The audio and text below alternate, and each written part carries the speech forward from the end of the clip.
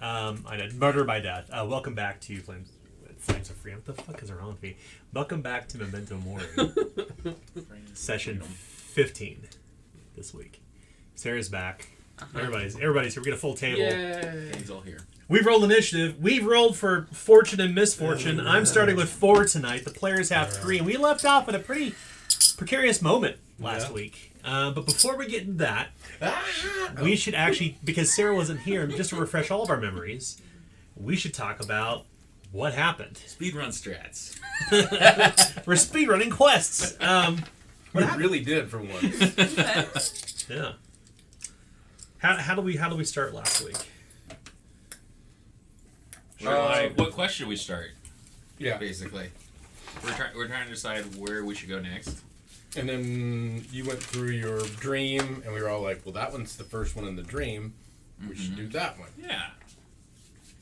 After some deliberation. We checked our player's journal and looked at what was the first one. I've got that quest too.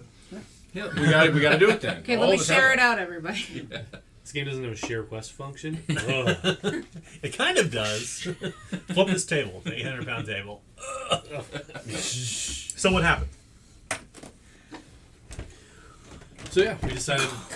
I would not do that. By the way. I didn't know I could actually That, lift it. that I leg helped is you move over this there is thing really in. loose. Yeah, that leg is really loose. We need to fix the table at some point. Amazing if you just threw your back out right now doing that. I barely lifted the corner. We've already had to cancel the game once for someone to go to the hospital. Let's not do that again. Right. Yeah. Oh, you didn't know that story? Just two. No chicken for Me. dinner. You went to the hospital? I did. Yeah. Ate a chicken This would have been like bone 2 years or ago when we shoved first moved chicken? in, and I started choking. I was eating chicken, Almost and I died. swallowed a chicken bone, and I couldn't breathe. And During Tim, the game? before we started, Yeah. Oh. and I literally couldn't breathe. Tim took me to the hospital. I was at 37% oxygen in my blood. Holy shit. Yeah, I was seeing double. Who else was, No breathing. I was here. Who else came to the hospital? Walter though? was here, just me and you. Yeah, like No, Walter did Yeah, too. cancel Yeah. the I game could. once. What happened is the chicken bone got stuck in my throat and it scraped my esophagus and it just swelled up, so I couldn't swallow. Oh The bone was stuck in there. God. Yep, almost died. That was cool. That's for real legit. I don't think we ever talked about this before. Yeah, that definitely happened. We all It's like a agreed to traumatic never- moment. yeah, for no you more guys. chicken on. It was for me. Everyone else thought it was fucking hilarious. Well, I mean, at first we just thought he was messing around. Yeah. And we were like, then he started turning kind of blue. Yeah. And I was like, oh fuck, we gotta get him to the hospital. Oh, You yeah, drove this is him to the real. This is hospital? for real. Yeah, For real. yeah. Walter jumped in. We drove him to the hospital, and then God, you could have died. Yeah, all because of eating chicken. and of course from- Allie had to watch the kids. yeah, kid singular. Kid at Yeah. that time. Kid at that time. Yeah, that's for real. Yeah, so, no more so, hospital so speaking of, we're talking about dying Yeah, earlier. it is. Maybe I'll Guys die and from eating parents, chicken. so It'd be morbid. appropriate. I eat so much chicken. Well, it's Halloween week. That's right. It's Halloween. So where did we start last week? Back to where we began the initial conversation. You want to kick us off, Kay? Because you took notes. Nobody else apparently remembers. I remember somewhat. I just Yeah. didn't say it yet. Okay. So we started by we went to, what was the name of the house? I can't remember the name, but we went to the foundry area where it was like somewhat, Yeah, the smelt stacks. The smelt A stacks, new yeah. borough in the city we've not been to before. Mm-hmm. So we went to the smelt stacks, and it was kind of like somewhat bright there. Why'd you get there? Because we were looking for Cheswick's son, who the Cheswick's only son vanished. So we were going there to speak with the people of the Cheswick estate to see what the dealio was, basically. Basically, we're getting our quest out of the paper now. Right. Yeah. So great. We're so popular that we get broadsheet basically requests. Mhm. They're like, anyone? I mean, the rat catchers, but anyone? Yeah. Would anyone? The rat crusher. So yeah. Yeah, so we go there and we talk to Madam Cheswick. Does she have a first name? Philippa. Philippa? Okay.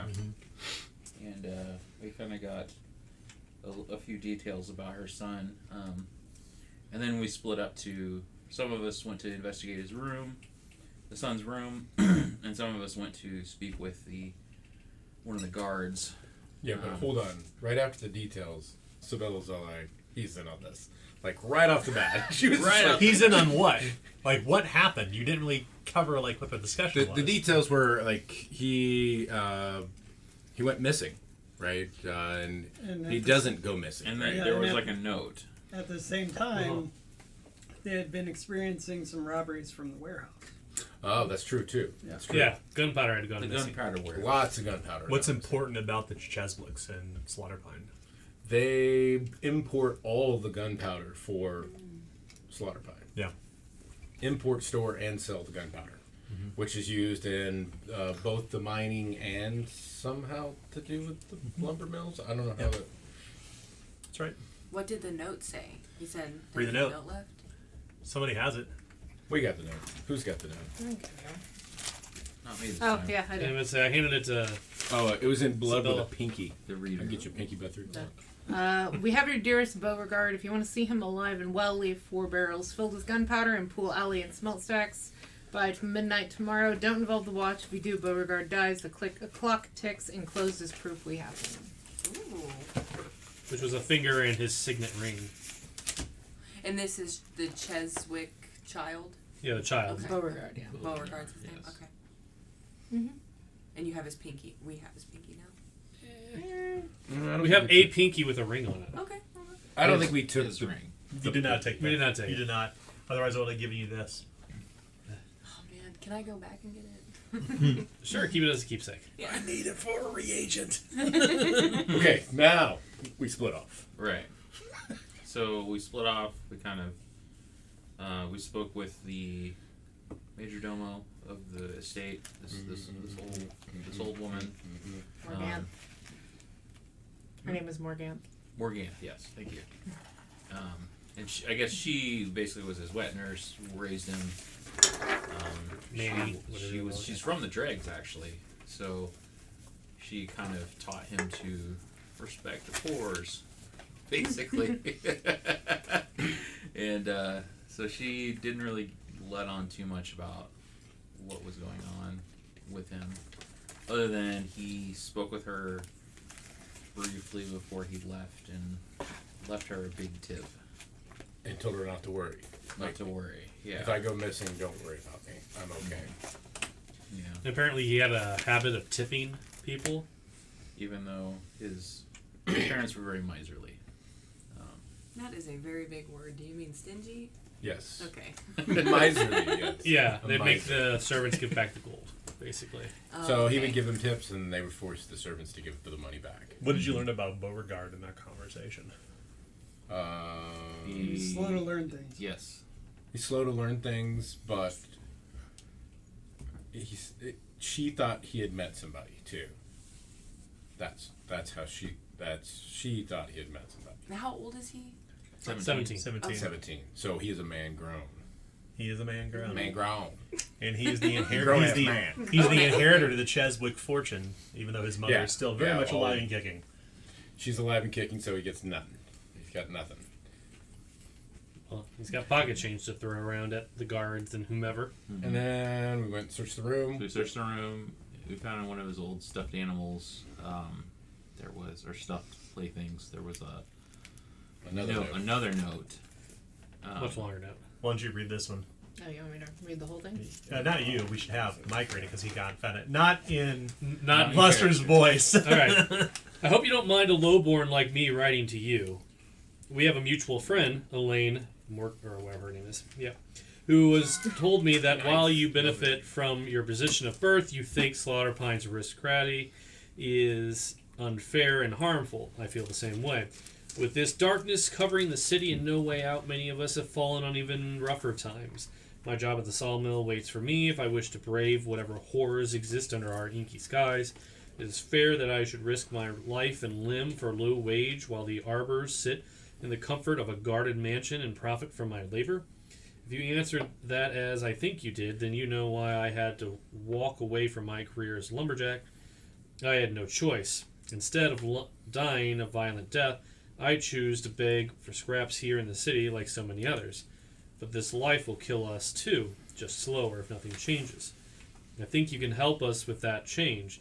If you can, come to the companionship and smelt stacks tonight. Knock on the back door, one short for every rowan, and one long for every Malister. I'll be waiting. None will see you there for justice. And then it has like this symbol. A saw and a pick. Mm. If you need to read any of these letters, of course, you can take them. Yeah.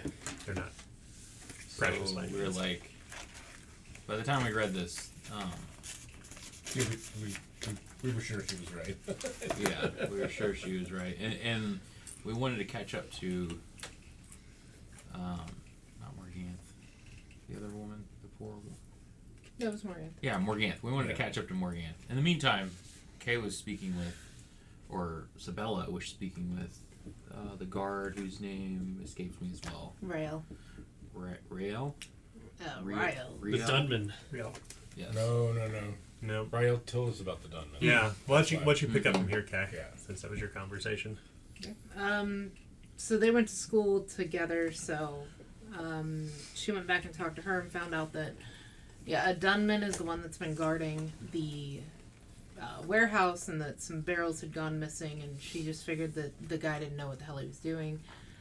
However, when Beauregard left, and since he hasn't been seen since, he apparently tipped her out like 10 gold, which obviously is a large amount, and then, said thank you and left. And apparently, like, he had done this a few times, like he would tip her and then just leave for periods of time or whatever. So yeah, he did this again, but apparently 10 gold was a lot more than he normally would have. And she had not made word about that to the lady. Yeah, That's right. she didn't say anything, obviously. And then when we went to go leave again, we found out that Rael told us that Morganth had left, like right before us while we were searching things. The She had Wenders. taken off. Shift change. Major domo at this point, though. So she's raised herself very high in the ranks. Yeah.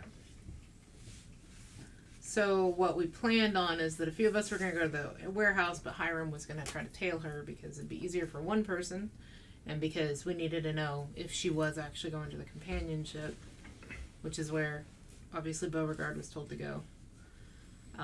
So we went to the warehouse and checked, and the Dunman told us that he was given money by Beauregard, and he told him to leave for like an hour and then come back, and then when he came back, Beauregard's like, yeah, everything's still here, which is when everything got stolen the first time. And at that time, his key got taken away, and only the mistress, Lady Philippa, has it now, and so they can't get into the gunpowder to take any anymore because Beauregard doesn't have a key either. And that's about all he had, though, is that's what had happened a couple weeks back. So it kind of points out that obviously Beauregard was in on it. So then we headed to the companionship to meet back up with Hiram. So Hiram is doing what in parallel? So in the meantime, when they were looking into the Dunman in the warehouse, Hiram, Tails, this woman, I can't remember. Morganth. Yeah. Yes. Morgan It's T. It's such a weird name. It's hard to remember. Tails Morganth to the companionship. She's in the major domo. Yeah.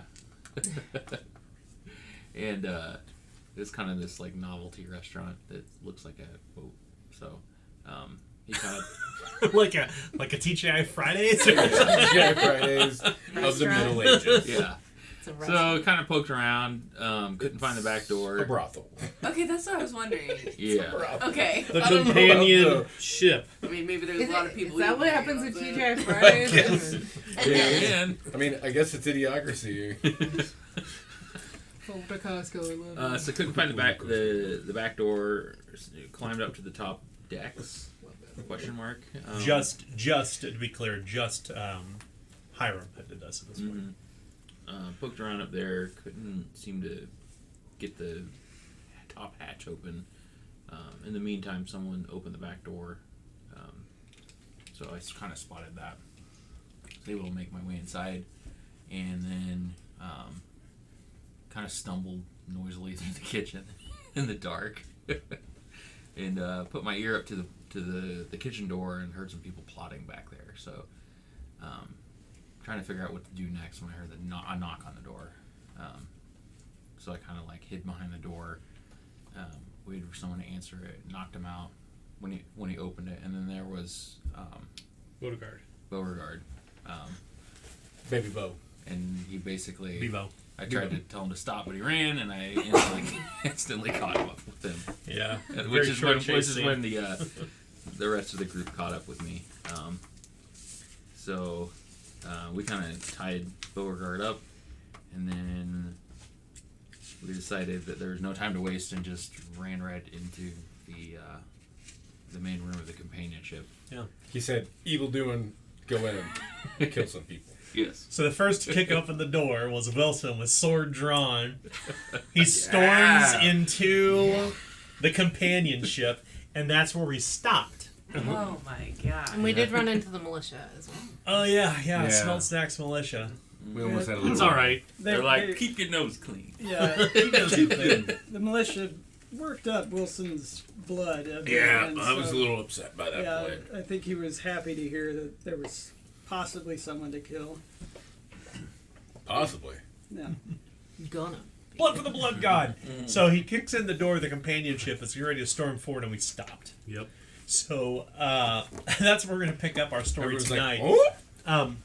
In the case of your character, Yeah. 2 days have passed. So if you have an injury that's in recuperation, 2 days have passed, and you would be up your damage condition track by 2 steps, and your peril should be restored to unhindered. Okay. And then we just kind of... Would it be possible for me to use a coin to alter the story to where during those 2 days I was not with the group, I was away from the group, tending to my health so that I can be even farther up the track? Sure, where are you at right now? Okay, so... Well, no, what's your character? Sorry, what's your I'm character's damage moderately condition? wounded still. Oh, so yeah, you can be lightly wounded if you spend a coin right now. Sure. Just lightly.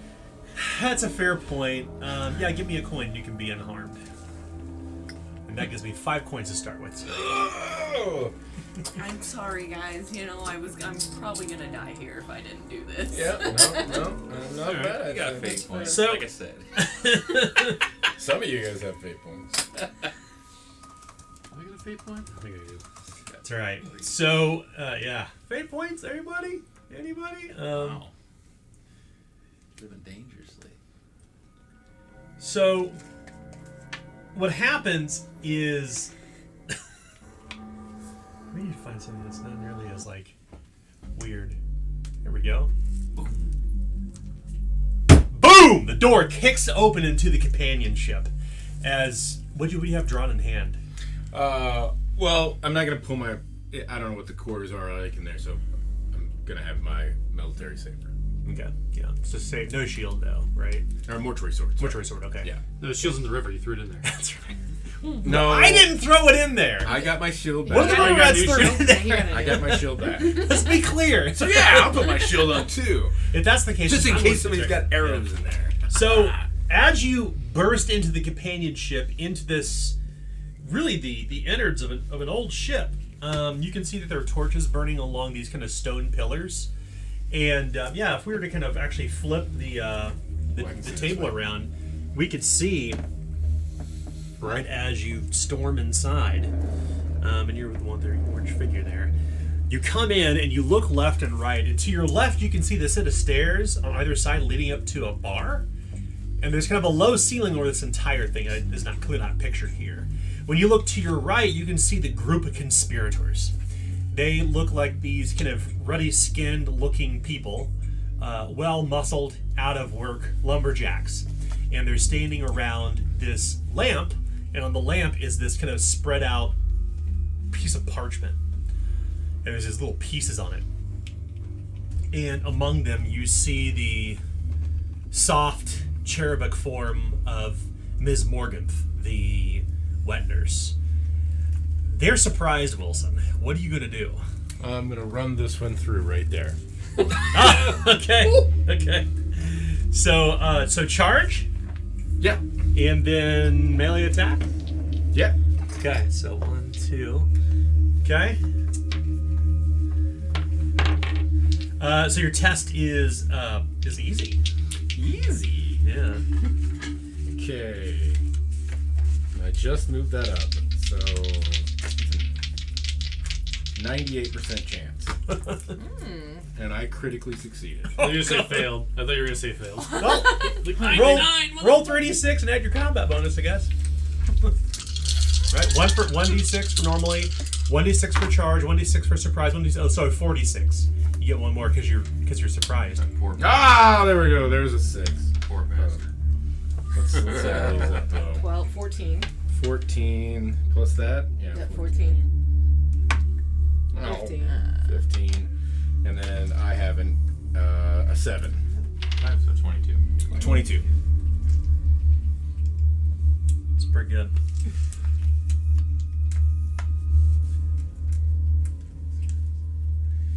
It's like 2 shy of killing me. How much, I'm sorry? 22.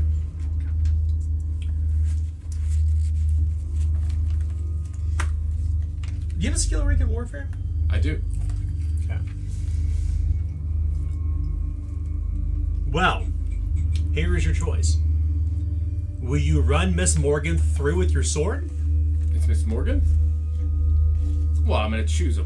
You said there was the stocky men. Oh, okay. So you want to go a little further? Okay. Okay. I do have warfare, and I would definitely choose, like... A man instead of an old woman? Yeah, I mean, I'm trying to scare them. Okay. Like, you know... You run forward. Murders and That's scare tactic. intimidating. Yeah. Oh, this is intimidating. So does murder works too. Will you spare their life or will you set them to the blade? No, I will set them to the blade. Okay. And I will... So that's I will give a prayer to my God. that's too. 3 corruption. as you bring one of the lumberjacks immediately to slaughter. And suddenly those that are there start to kind of like, what the fuck? Get on the floor now, As or I blood- kill everyone. As blood spatters across the nearby There's my wall. And I will roll that also. So charges 2 AP. Attack is 1 You have to AP. spend a- Now you can spend a coin to do that if you want. to do it. Do it. Nah. Do it. I mean, it's a very good effect. It is Are a you sure? very good effect. Okay, hold on. I have stuff that goes. I'll with take a it. coin with that, please. Do it. I'm gonna rotate it my way. The council approves. The council. Okay. Okay. I mean, All right. So, what are my chances here, Dan? Easy. Okay. Easy intimidating. Reveal. Okay, that's 79, and I got a critical success. oh, did Oh, jeez. I see it. Wow. An So they lower their peril and damage condition tracks by -2. Shit. Okay. Wow. You will all meet the crouching one tonight if you don't get on the ground. We gotta do a little bit of math here. 1 second. Oh my god. Whew. Well, you drop the lumberjack almost instantly as this young, impressionable boy, maybe 15 winters of age, is skewered on the end of your sword, and you bat him off the end of it with your shield, and you command them to drop. The lumberjacks do not drop as they see the boy. One of them screams out, "For the sod pick!" They scream as they're all scrambling, but they're still surprised. Lady Sabella, you are literally you're standing in the doorway of the kitchen leading into the companionship. As you look across the way, you see the aged madam on the top deck. Her eyes are as big as tea saucers as blood spatters across the floor as she's just kind of arrested in terror. And then you look across the way and you can see this woman just falls on the end of Wilson's sword. What will you do? So it appears the other lumberjacks are not conceding at this point. No. Okay.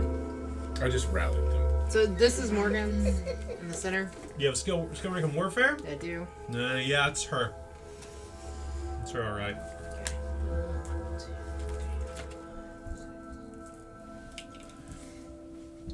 Pretty tight squeeze in there. It is. 2, 3, 4, 5, They are surprised. What would it take for me to jump up on the table? It costs 2 AP, suppose 1. It cost me 2 AP. You mean 2 movement? Sorry, 2 movement, yes. Okay, I was yeah. like, Just like it's hard to it's read. expensive. Okay, well, can I exist here, or do I have to, like, kick the lantern over to You do can that? stand there, yeah. Okay, because I just want to be next to Wilson and Yeah. attacking the one that's standing there. Okay. So that's 2 movement for me. Yeah. So you can't charge through hard terrain, so you can hustle. So Yeah, you don't that's get what I that was advantage, planning. but you will get height advantage, which is nice. So it is a trivial task because you got height advantage. Cool. And yeah, I will swing with my mortuary sword. I've got my shield in my other hand Okay. at the other guy. Because they're picking up arms right now, right? Well, they're not picking anything up. They don't have any weapons or armor now.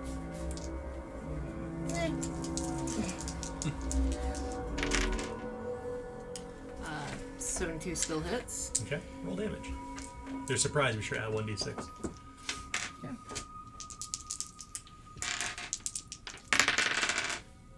So that's 7, 15. Ooh. 1, 2. Wow. A young woman is skewered on the end of your sword, but is not slaughtered. She is not dead, but she is seriously wounded. You want to roll 2d6 cast dice? Actually, we need to do. The mortuary sword's vicious. So 3. No, wait, don't you have to notice the... No, you don't spend anything just to get it. It's free. and also, I'm going to declare my battle buddy as Wilson. Okay. That's 6. Nice explosion. Well, will you let her live, or will she die in the end of your sword tonight? I'm not going to kill her. We already killed one. Okay. So she's grievously wounded and knocked out. In that case. She is knocked to the ground. You spare her life. She's knocked out for an hour, more or less. No one else needs to die. If you drop now. You see 2 other Gotta get young back lumberjacks. I mean, they've got to maybe be 16, 15 years old, and they're like, they drop to their knees immediately. As half their numbers have been literally like almost decimated here. You hear a scream come from Miss Morganth as she's backing away, kind of makes her way into the corner, holding her hands up, like averting her eyes from the blood. You look across the way and you can see the madam on top deck, and she's hiding behind the tables at this point, way up top of those set of stairs. Calm down. Major Domo, get on the floor. Don't make a scene. She drops, sobbing. What about the rest of you? What's going on? I will walk in extremely slowly and, them only being able to see my eyes, I'll give them death glares as I'm looking in and just taking in the surroundings and seeing if there's anyone Here's your else. Oh, well, it's a wooden one, but yeah. I'll walk in and see if there's anyone else around, and I'll look up towards the madam and I'll say, "Is this everyone in the building?" More of the lumberjacks are in the captain's quarters. Beneath, she kind of stomps her boot down below. It's enough to where that makes noise. Uh-huh. You realize what you just did. You gave them much more warning than they should have. You see the door slowly open up, and you see a few people start to filter out, really young people, as they've got their hands and they're trembling. One of them his face is streaming with tears, and the one's wiping snot from their nose. Come over here and get on the floor. You notice something almost immediately, Eaglesdov. The third blossom on the staff begins to softly hum and glow with that strange iridescent purple light. Almost like you feel this kind of magnetic pulled from where they were at, where they came from below deck. Not captain's a quarters. pull to them, but a pull to the area they came from. Beyond Okay. They filter out and they face down on the floor. They do not put up a fight at all. These people are quivering and wavering as if they're going to be killed. I'm gonna make my way towards the front. None of them are armed. I'm gonna make my way towards the front door just to block anyone that tries to leave. You come to the front door and you already recognize that there's a big piece of lumber kind of placed in front of it. Mm-hmm. Where's Beauregard? You gonna drag him in here? Leave him in the kitchen Tied hot him dog. and the other guy up. Yeah, I'll bring him with me. Yeah. Okay. You drag him inside the end of the room. You see this young, strapping, very handsome, dark-skinned fellow in a brocaded golden and black doublet, like clearly an aristocrat. This is without a doubt Beauregard. I'm gonna look at all these lumberjacks. Is any of them missing a finger? You kind of slowly walk around them. As if they got their hands up. Yeah, as you bring your boots closer there to them, they kind of almost curl up, like in a fetal position, clearly traumatized by what's happened. None of them seem to be missing a finger now. Huh. I want to follow my staff. Okay. You, Is there anybody else down there first, Eaglestaff? I'll go with her. It's best to go doubles. We got anything to tie these people up with? We got lots of rope. And Eagle stops on his rope. Before we go down below, I'll say, not below the deck, but in the captain's quarters, as an Yeah. example. He would actually be inside here. sure. Okay. Before we go down, I thought it was below two. I'll just turn around and say, I haven't eaten yet today, as I look at the lumberjacks. We run faster when we're hungry. Go ahead and roll a trivial intimidate test. That was a good one.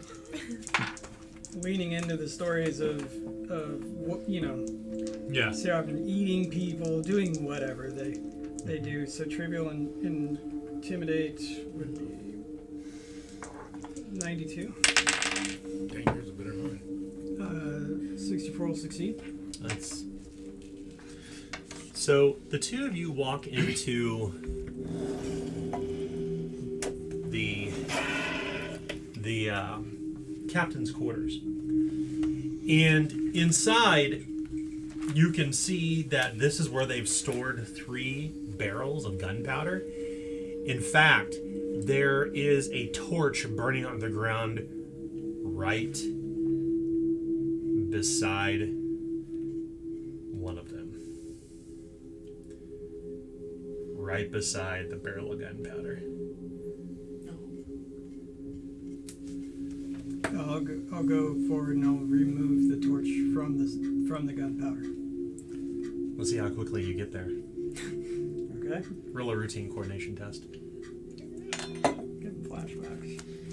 This- Right there, Toad.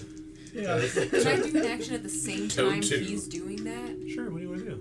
I have a spell called Psychic Enslavement. So I can enter his body. Whose body? Well, not Chuckles. I can enter this boy's body. Pay the troll toll to get into the boy's soul. Into this boy's body. Let's before we do that. let's 72. Can we make sure Michael gets to see that scene? Oh my god, my cheeks are like so red because as soon as I said it, Oh, man. Go ahead and roll your coordination test. We gotta watch that together. We gotta watch him. 72%. 11. Nice. Critical. Success. Jeez. oh my god. He grabs a hold of the torch, he opens the porthole outside and throws the torch out into the darkness, and it hisses and it snuffs out in the water. What do you want to do, Eagle Stove? Nothing. You don't want to do anything? Nope. Okay. You want to get in the boy's hole? We are good. Okay. So save your psychic enslavement for later. Yeah. You're Yeah, saying? I'm fully embarrassed. Yeah. Fortunately, you managed to grab the torch before something really bad happens. And that's also when, I guess we can turn that ticking clock off now. That is when you notice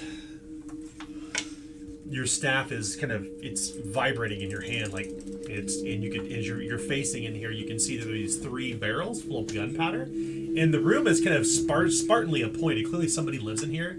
There's a messed up bed, there's a chest of drawers, and then there is a curious chest that appears to be carved to look like it's wrought of leaves and vines, carved of a fine mahogany. In fact, as you're looking at it, Chuckles, it appears to be of Siabra make. I want to tell Chuckles about the dream that I had. Tell him. Okay, Chuckles, I'm getting a little freaked out about the staff right here. Yeah, And so I recently had a dream that I need to tell you about. In the dream, a white light suddenly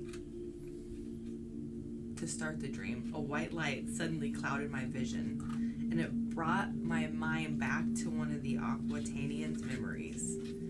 The Aquitanian stood in a wild and overgrown Lockwood, surrounded by other Siabra who were arguing with one another. The forest was pitch black, except for a bonfire someone constructed at the center of the gathering. In the dream, the crowd quiets as the Aquitanian bellows, "Let Umara speak." A woman with pale skin and piercing green eyes stepped into the light, clearing her throat before speaking in a loud, even voice. She says, "These days of darkness are hard enough without blame and shame. We cannot stand here and point fingers at each other while the forest dies. Together we..." And then Umara was cut off as an arrow pierced her throat, and she fell to her knees, spitting blood all over the ground. A voice in the darkness then called out, "Death to the witch who brought this on us," as the Siberian druids, Siabran druids, erupted in violence and started attacking each other. Then another white light washed over my mind to reality as the Aquitarian's voice echoed in my thoughts. The third glyph of the power's true name is Pe. It means mouth. And the fourth is Shin, which means fang. And now my staff is glowing, and this is shortly after this dream that I've had. So I don't know what to make of it, but I just wanted you to know.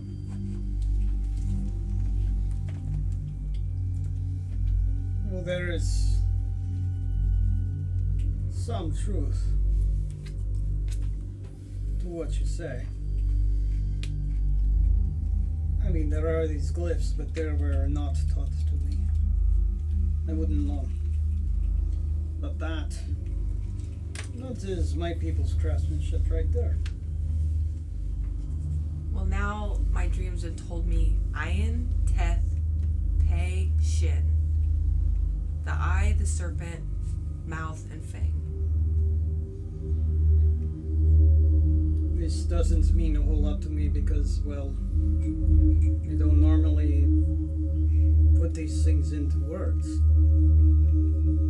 Just keep an eye out for any of those signs. The eye, the mouth, fang, serpent.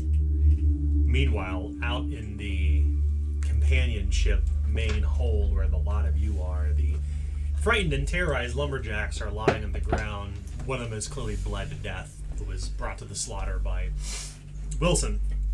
The young woman was knocked out, still on death's door, grievously wounded. But the 4 of you are out there. I'm gonna start looking over the maps and things on the table to collect them for evidence. Yeah. I'd be tying them up. Yeah, I'm going to be helping him tie up. Okay. We'll let Sabella stay on the table to make sure if anybody moves, she knows. Yeah. You see on the table, among the papers, you can see what looks like a roster of comings and goings to a place called the Slaughter Pine Noble Council. And that's what you had heard, right? That's what they were speaking about blowing up. Right. Yeah. And then you can see, of course, what looks like what would be the equivalent of a schematic of the Slaughter Pine Noble Council itself.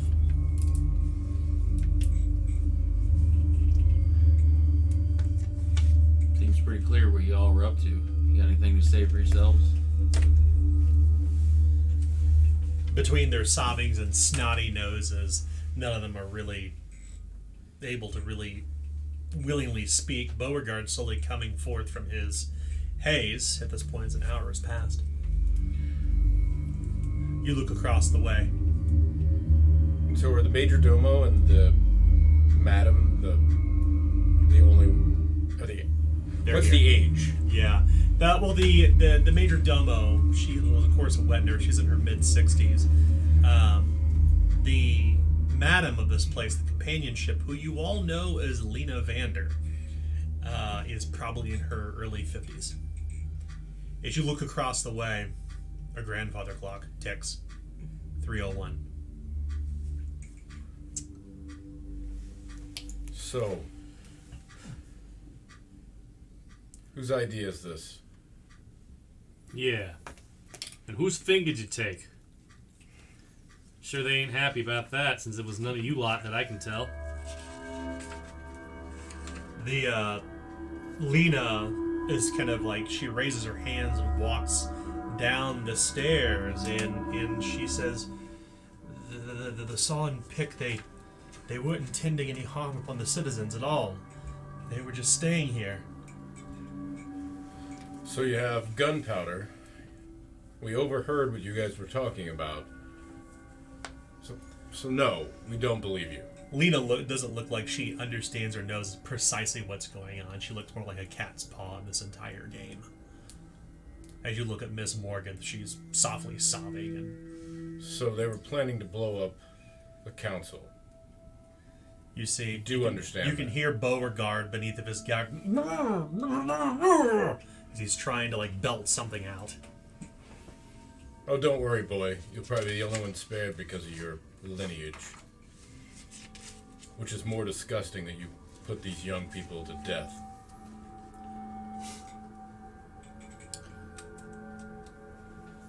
I mean, we can always let him speak. What are you? He's gonna shout out or something. Nope. I don't know. I mean, we're inside this figured hall. We need to get... We tie him up, we round him up, we head back to the Cheswicks. We need to get back to the Cheswicks to stop her, tell her we found her son. And we need to get... We need to find those 6 barrels of missing gunpowder. You found 3 so far. We need to also somehow get word to the magistrate. So... Well, the other 3 are obviously here. And point at the Noble Council blueprint. Does it Did you show wa- where on that drawing where they at? Did you already place these?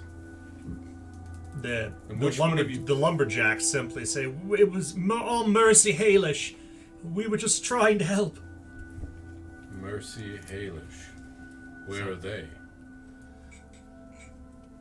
Beneath the Slaughter Pine Noble Council, one of them says. Where is this Mercy Halish? He repeats, beneath the Slaughter Pine Noble Council. Is that a place then? You know the Slaughter Pine Noble Council is it's the building where... I know that, but yeah. what is... I thought Mercy Halish was a person. It is a person, yes. They're just below. They're saying that that's where she's at.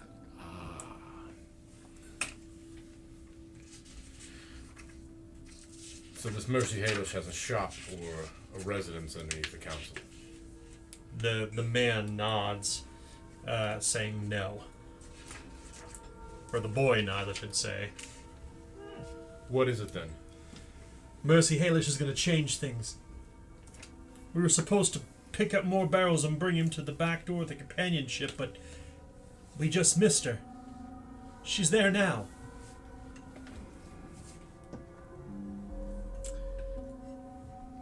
As you look around the interior of the companionship, it's pretty evident that these saw and pick, these whoever they are, they have begun to kind of burnish their symbol into the walls. It looks like they've commandeered the companionship, which leads more credence to Lena Vander's innocence in all this.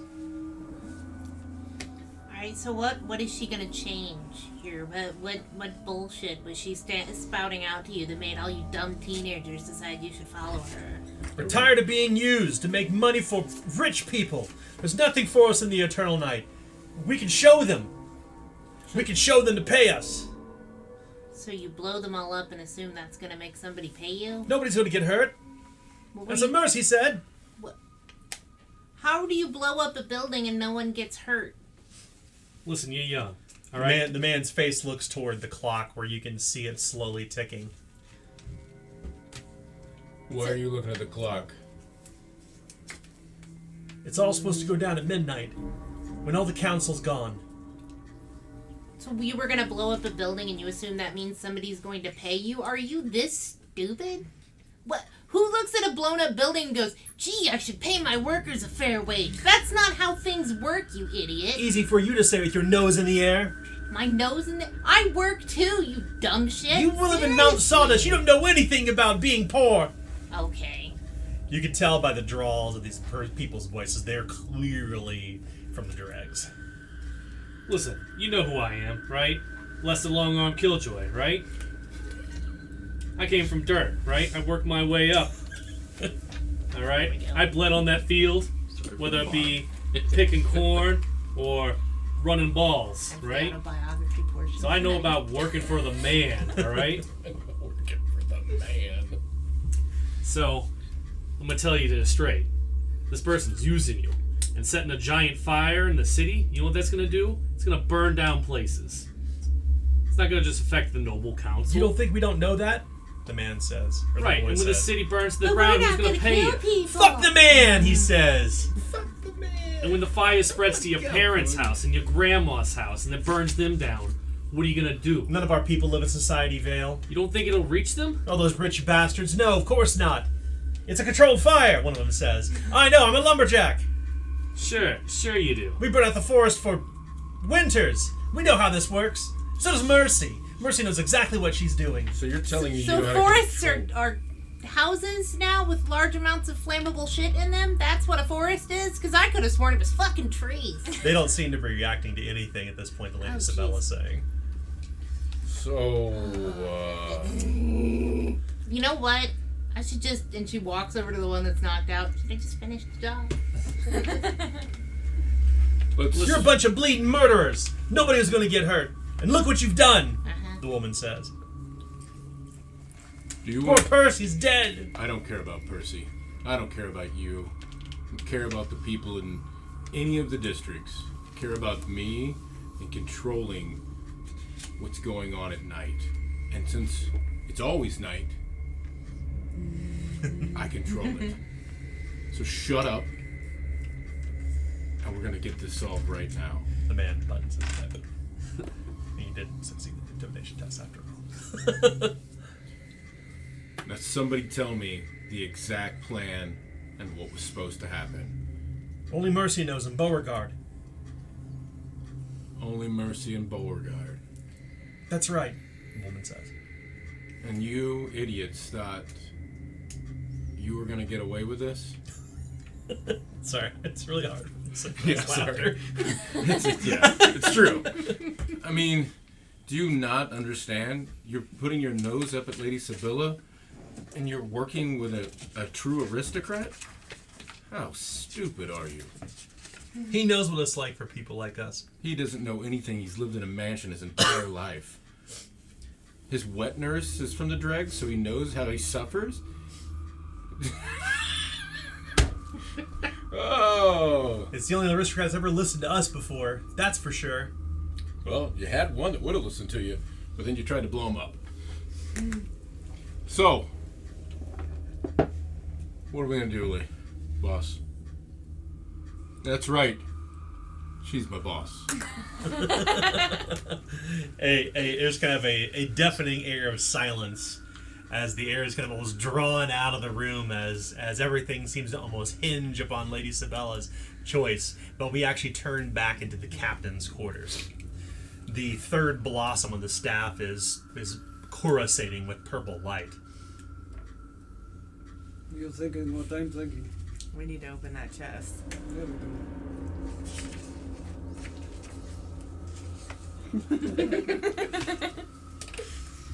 Both of you need to make a standard awareness test.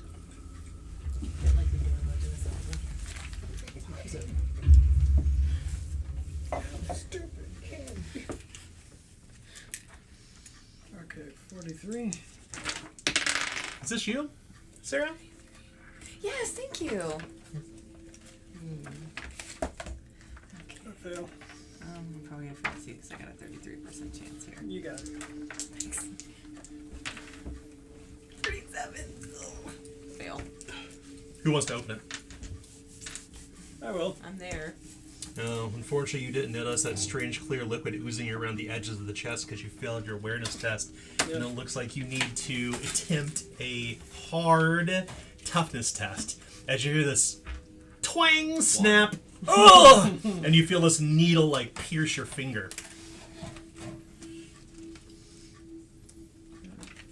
Toughness. 42? Just chuckle. Yeah. 41. Success. Who is this guy rolling rocks over here? It's a good thing because this toxin affects the nervous system and it would be equivalent to 3 doses of Folkbane. The chest was clearly trapped by whoever set it here. Not clear enough. And you withdraw your hand, your finger stings a bit. I turn towards Eaglestoff and I say, "Pardon me for a moment." As I storm outside, who was the snipped-wicked fuck that trapped that chest and left the torch near the barrels? Mercy Halish, the man says. Or the boy says. Oh, so Mercy left the torch. That was me when we came out to surrender. I'll grab him, and I'll drag him into the room, and I'll like shove his face into the area where the torch was, like a you're disciplining a dog or a cat. Oh, And- that's gonna be too corruption. Yeah. And so then after that, I'll bring him up to my face and I'll say, "So where's Mercy?" 'Cause I wasn't in there for that conversation. She's beneath the slaughter by noble council. The man saying between tears and snot in his face. You realize you almost killed us all.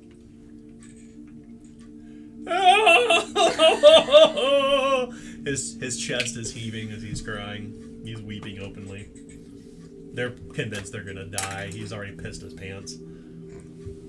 So just to be clear, we can't get into this chest because it's trapped. You absolutely can. He just, Yeah, he just set the trap Not up. on purpose, Yeah, but I it's just The old-fashioned way of triggering it. So, can I use my psychic enslavement now?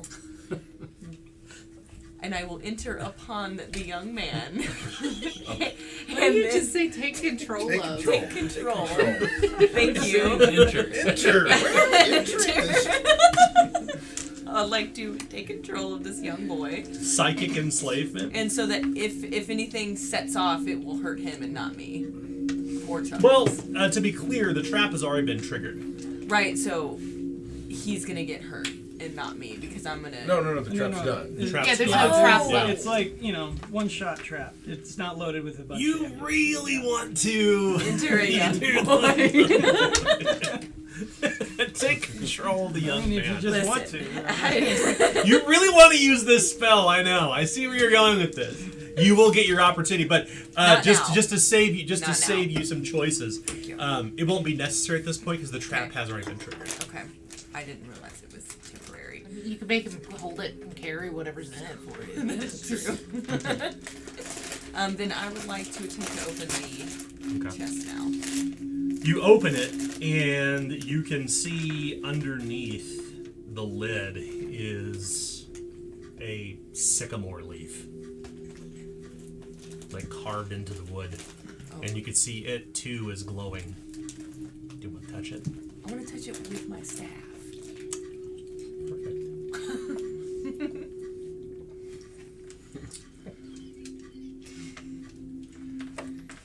Grow up.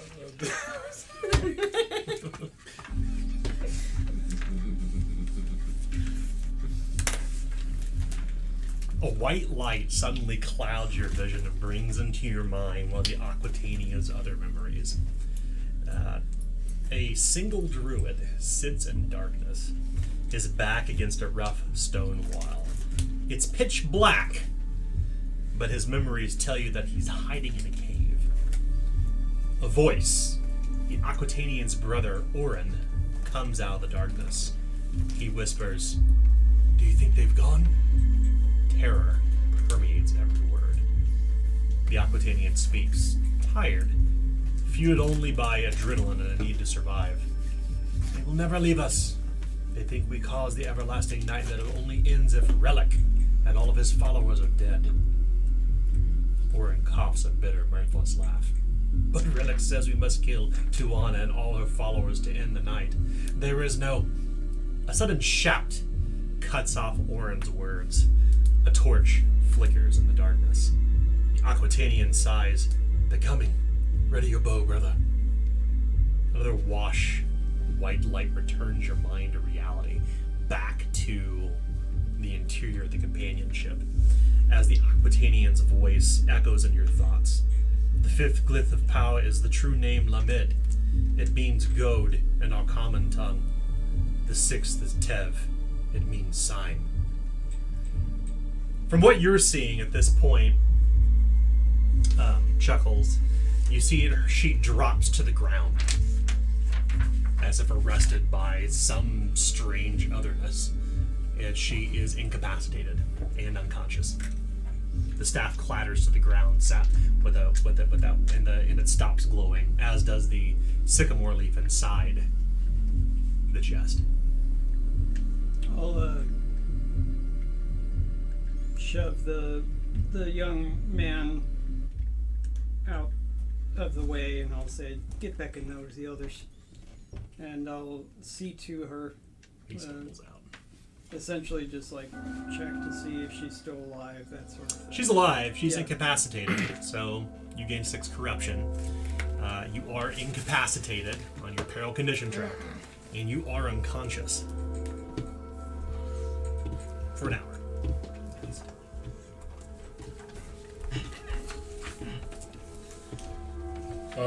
Alright, so they're all... Back out into the companionship. They're all bound. They're all gagged. Beauregard is awoken fully at this point. In between their sobs and pleas to let them live. So, boss, what do you want to do? I'll kind of huddle a little bit. Yeah. Take a knee, boys. Alright, guys, group it up. Hold on. Well, I suppose, do we want to know what Beauregard has to say for himself? No. No? Yeah, Do you? we do. I mean, if he's the only one that other knows it besides this Mercy woman, then we gotta know. I mean, even if he yells, well, let's face it, this is a brothel. I assume the walls are at least somewhat soundproof. I mean, she's got a point. I mean, if he yells, what's gonna happen? The Night Watch or the Militia? the smelt stacks militia come? We already met him, and we'd like him here to help us out anyway. Alright, so here comes the next question. Despite what he says, what do we do with these kids? You gotta turn them in. I mean, and I'll go over it. Look at the madam. I think this is another rat catcher situation. I think she was being held hostage. I don't know. I mean, it seems fishy. The madam? The Yeah. major domo was definitely... No, yeah, no. The madam, yeah, sorry. I got it confused. I was thinking of Major Domo. She's definitely in on it. Oh, yeah. The madam, nah, I mean, they Yeah, but what about the dumbass kids? I mean, if you let them all, if you send them to the smokestack guys, they're probably just gonna hang them, right? I mean, if I got hung for every dumb decision I made when I was 16 years old, well, shit, I'd never be less than long-arm killjoy. I was enlisted by the time I was 16, so... Well, I mean, of course, you rich kids go to boarding school when you're like 12, right? I was press ganged when I was 13, so... I mean, I'm just, I mean, Yeah, I Just don't say know we let 'em go. necessarily that my parents having money meant anything about me getting thrown into school, but well, I you're mean, correct. people who have money have more options, right? Alright, so since I am a person with a lot of money who obviously can't understand the problems of the common man, someone please tell me. Alright, you know what? I'm just advocating for Our this, advocate of the dregs here. Go on, tell me. How about this? Hiram, what should we do? You let one live and you turn the rest of them in. That one has to live with the memory of killing all their friends. I say we rough him up a bit, let him go. No. We've got to be able to turn this into the magistrate. We can't let this go. They were going to blow people up. We take Would've burned We half. take Morgan to the magistrates. They're the ones in charge. We rough up these young kids, and then we let them go. They don't have to be involved in this. They've done something dumb, and I look towards them. I think they learned their lesson. I'm just gonna point out, maybe I'm wrong. Understandably, these are obviously younger people. But I was an adult at 16. So was I. I could make my own fucking decisions, and I'm pretty sure they did too. And just because they were stupid does not mean that they're free from them. I agree with her. Now, once again, I come from a place of privilege, so someone tell me if that's what it is. Well, I earned my place of privilege. Just me one. and Lester think we should show them a little mercy. You lot disagree. Why don't we bring the other two in and see what they think? I don't believe I can in tell mercy. you right now, Eaglestop's just gonna be like, slaughter them all. You know that, right? Like, Well, that's- let's hear from her. Alright, well... Okay, Chuckles, Eaglestop, you wanna come weigh in on this? When I hear that, I'm gonna briefly look at the chest to see if there actually was anything in there. There is, in fact. It looks like there's kind of a small ransom of coins, clothing, baubles, and object d'art. Clearly this was like, whoever this Mercy Halish is, this is where she kept her riches. Perhaps this is what she was using to bribe whoever, or maybe it's just something that she's earned herself. I'll pick Eaglestop up off of the floor, and if that young one's still in here, I'll shoo him back into the. Yeah, You're Dude did that. he's yeah. already out. Okay.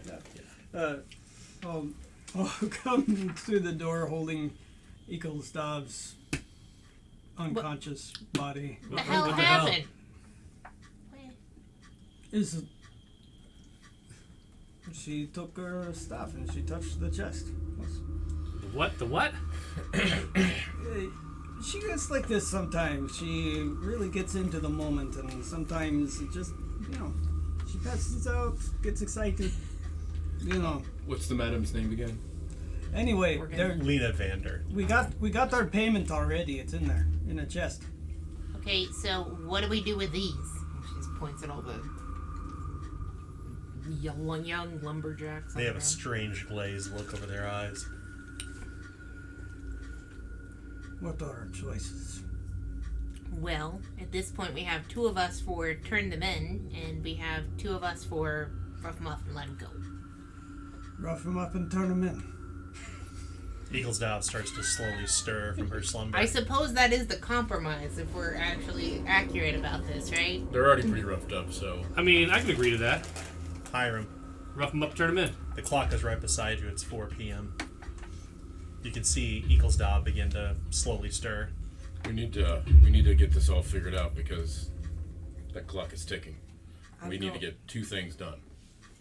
I'm going to shoot back into consciousness, and I will have, as I was waking up, I heard the debate that you were having, so I take my staff and I go up to one of the kids and I I'm gonna stab stop her from them, killing them.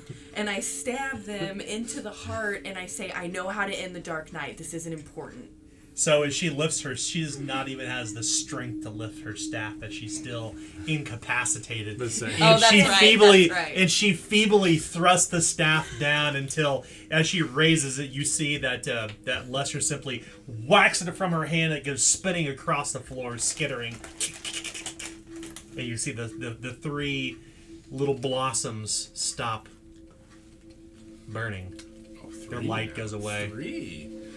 And then I'll say, this isn't important. Just kill them. I know how to end the Dark Knight. Well, there's her vote. See? So I guess we're turning them in. Sounds like that's the consensus. Now that's No. gonna, Guess I got outvoted. Sorry, lads. Kill them. Don't turn them in.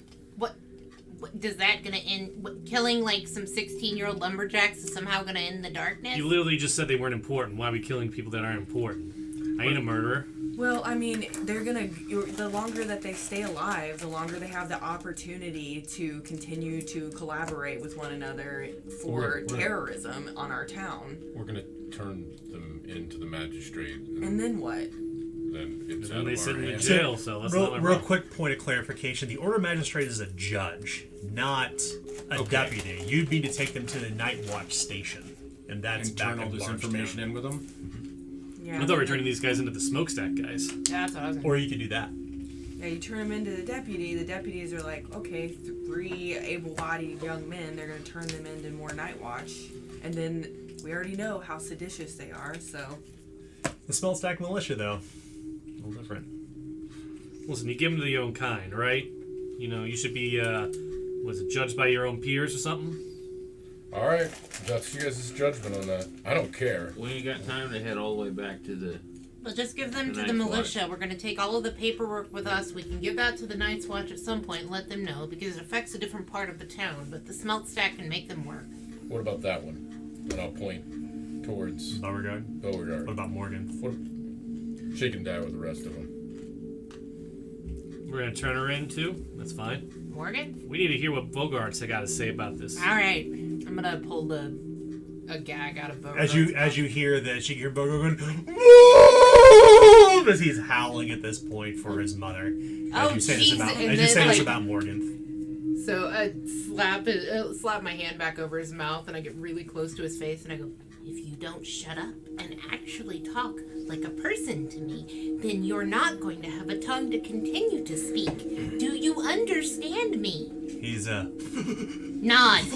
and he slowly nods his head. and she pulls her hand away. Take Now- me, not my mother, he says as he belts out as he's looking toward Morgan. Oh, you're going. You're with not us. in a place to negotiate with me. So right at this moment, you little shit, you tell me what the fuck is going on in this entire room. Because I'm tired of hearing a bunch of 17-year-olds piss themselves all over this fucking boat.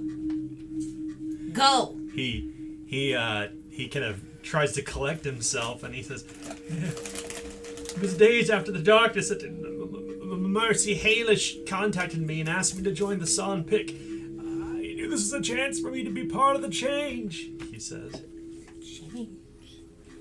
Alright, okay, fine. So what has gone on at this point? You stole a bunch of gunpowder from your mom's warehouse, right? You brought it over to help them? But we didn't want to kill anyone, that was the deal.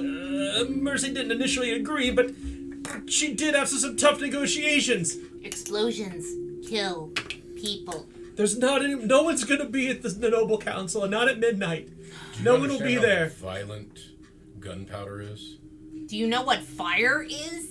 At this point, when they start getting into this, I'll look over at Hiram and I'll be like, and I'll put my head towards the door and be like, let's go. Not tell me twice. Yeah, that way they can continue doing what they're doing, and we'll go and we'll do that because we're pressed for time. That's a Yeah. great idea. Yeah. You guys are gonna try and go. Go ahead and mark down 182 brass pennies. You want me to put it in party inventory? Yeah. Yeah, Yeah. it's a way better idea. And then we'll split it at the end. It's an easier way to.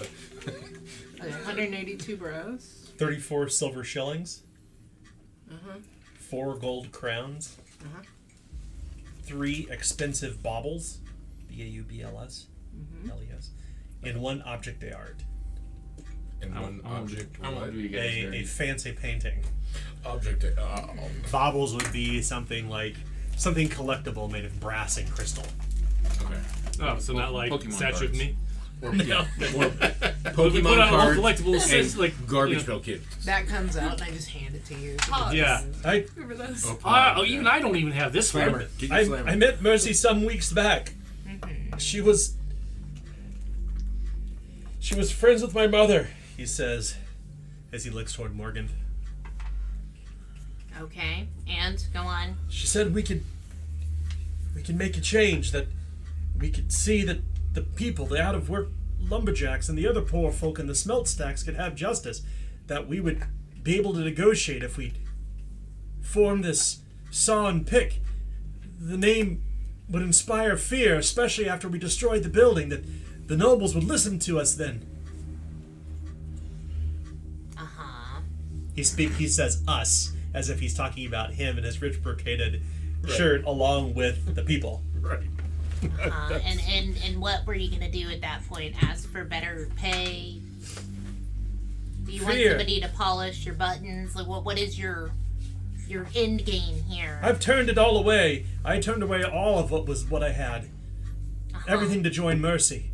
My namesake, my coffers, everything. Mm-hmm. That's why you're walking around in brocade at this point. Okay, continue. It's the clothes I have on my back, he says. I brought nothing else but a hope that we can make something different. And all the gold crowns that you dropped on all the servants so that they didn't say anything about your plans, right? Those were Lady Cheswick's. That was her money.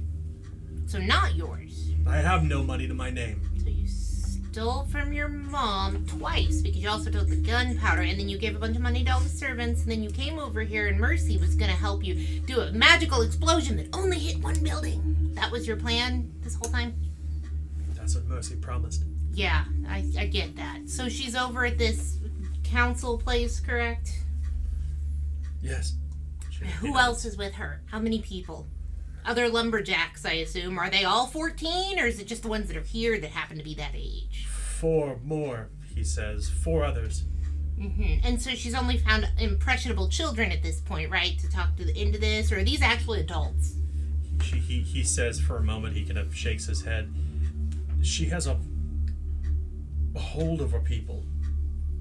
Can't explain it, but the plan is true. The plan makes sense. Okay, I don't give a shit about your plan. I'm asking him what's going on right now. So she has more lumberjacks. Are they also dumb shit kids like you, or are they actual adults? That's what I asked. They're young, I suppose. My age, 17, 16. Okay, so she knows how to make teenagers go and do her bidding. That's amazing. Okay, so at this point, she's over there with 4 more, you said. It's 4:30. Yes. All right, guys. Go ahead. Well, then, what I think is that we drop off the other dumb kids with the militia. We take all the papers. We'll give those to the Night's Watch. If they want to do something about it, they'll know that the militia has these kids at this point, right? Because we don't have time to do anything else. Nor slaughter them. Sorry, Gustav, to let you down. Always time. Let my mother live. I will renounce my name, and I will die in You her already stead. did that, didn't you? I'll die in her stead. Please. Oh my god. Come on. We were to bring the Cheswick boy to his mother. So we tie him up and I'll throw him at Rael. Why would we hurt his mother? She ordered us to find him. Wrong one. He calls the He's talking about her. He calls them Domo. Morgan. Yes, let's just Let's go. We've got a time frame. What do we want to do with Morgan? Raise your hands if you want to slaughter her right now. We're taking it with us. Come on. take her to the Cheswicks. How'd I know that one's gonna Cheswicks. Let the Cheswicks sort it out. All right, let's All go. right, so you're gonna take And then the madam. Beauregard and Morgan to the Cheswicks, Yeah. and then do what with the others? Tie up all the militia to like chairs and stuff in here. Leave the the front door open to the boat, and call the militia Well, to come I'm over. gonna ask Okay. the madam to help us with that. She If nods. Obviously, There is a really strange look in this woman's eyes. Like her eyes are completely dilated. Wait. Like she's in a completely different place. are you okay? I think I'm fine. Yes, she says, kind of collecting herself. I say we tie her, and the militia can untie her when they get here. I say we let her go. I don't think she's involved in this. Never come with Melissa. She'll back up our story. You heard what they said about Mercy. Mercy has a way with words. Yeah. I'll go out in the front, open the front, Into the darkness. Okay. and I'll start yelling for the militia. Okay. Hey, where are you guys? I don't know what I mean. Yeah. Yeah. Militia guys, the ones that don't like me. They can't be too far because we just ran into them. Right. Yeah.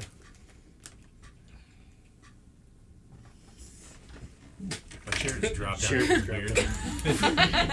That was random. It's probably your Dun, ghost dun, neighbor. Stairs haunted. It's dark. It's hot. You can see the burning orange ember light over the horizon. I'll of the have the smelt lantern stacks. out like they had. Yeah. They told me swinging it. Yeah, where you can see the entirety of smelt stacks from here. Just it's a mixture of noxious fumes, burning sulfur, coal fires, and other foundry-like works happening all amid these gravel Hey, roads. boss. Gag the dipshit. Oh yeah, of course. Thank you. Throw a gag back into Beauregard's mouth. What about Lena Vander? Are you gonna tie her up? No, not at all. Honestly, I'm gonna go with. She was just like his uncle. Just bad place, bad time, got stuck in the middle of something. Oh, Maybe not. no. You feel very weak, Eaglestav. I think Mercy is somewhat like equal stuff. I don't think we should leave this one alone. That's why I said tie her up and leave her for the militia to untie and deal with. Well, let's get the militia here and let them deal with this. These kids. I'm wrapping up all the papers and stuff and throwing them into my bag. Afraid that I will not keep consciousness as we're walking and doing things. I'm going to talk to Lady Sabella and I'm going to tell her about my dreams and tell her that I know that we're on a time constraint right now, but as soon as we get through with this, I need to talk to her about ending the Dark Night. So as soon as we defuse the bomb that could blow up and Yes. burn half the city. Yes. The Smelt Stacks militia at some point approaches the companion ship, and you can see they're armored head to toe in these long chainmail suits, and they have swinging hammers at their waist as these people Hey, and we they found wear both. iron masks over their face. We found Beauregard. We also found the missing gunpowder from the Cheswicks. One of them, he arches a brow. And these. Missing gunpowder. I don't think I know anything about that. Well, then you need to talk to Mrs. Cheswick. We're going to take Beauregard and the Major Domo back up to the keep with these kids, him, and the Domo. Where they're planning on blowing up Parliament, or what is it? The council seat. Council. You have evidence of this? Yep, it's all in there. Let's take a look inside. We can't take much time. They have more barrels underneath there already. We need to get the kid back up there. We need to go over there and defuse what they got underneath the council. Roll an easy bargain test. Or have you get them see how quickly you can convince them. Can anybody else do this? I don't have butter. Oh, easy. It's 61 and 04. Nice. Man, what is going on tonight? Gunpowder, you say? One of them says, "Oh, these ones," he says. "The saw and pick, huh?" One of them kind of raises his hand and kind of shoves them to the side. "Well, we'll take care of the rest from here. Good job, outsiders." Well, I don't think the madam had anything to do with her. She looks like she's... Oh, it kind of steps aside. She looks like she's been drugged by them. One of them says, "Is she highborn?" Oh, the madam? No, she's a... "No, this one over here." He points toward the Morgan, the woman. No, she's the Major Domo. We need to take her with us. "Yeah, that probably wouldn't look well, boss." The one turns toward the other soldier. "We'll take care of these other 4. As you wish. This is your borough. We trust that you will take care of it. Oh. See? Jesus, I dropped my seat. He's dropping. I'll put out my hand. He looks down and says, he'll shake it. I'm You gonna haven't make even sure. been here half a day and you got yourself in trouble already, but I suppose you did something good here.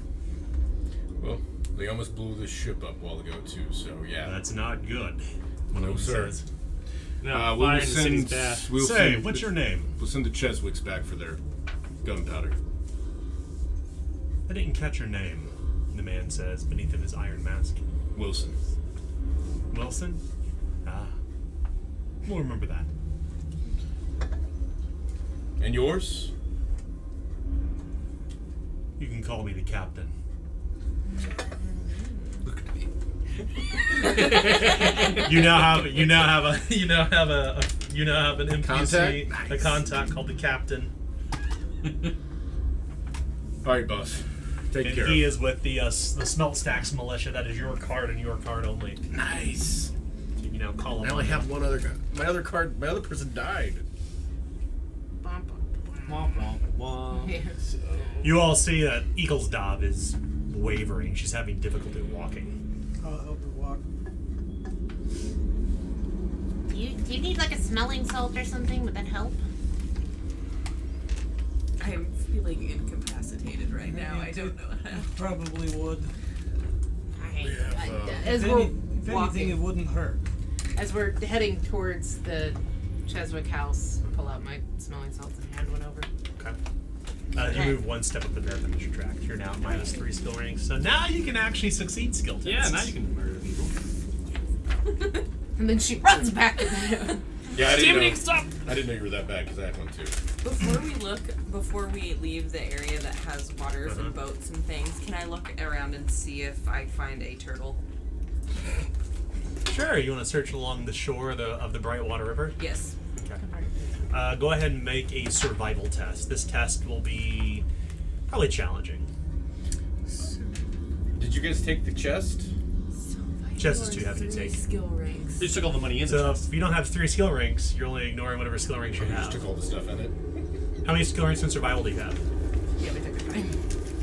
How our money now? I mean, 0? So you don't. There's nothing to do. Oh, It's okay. just as is. Yeah. Okay, so 30. And it's I need challenging. 30. Yeah. So I have to get 23.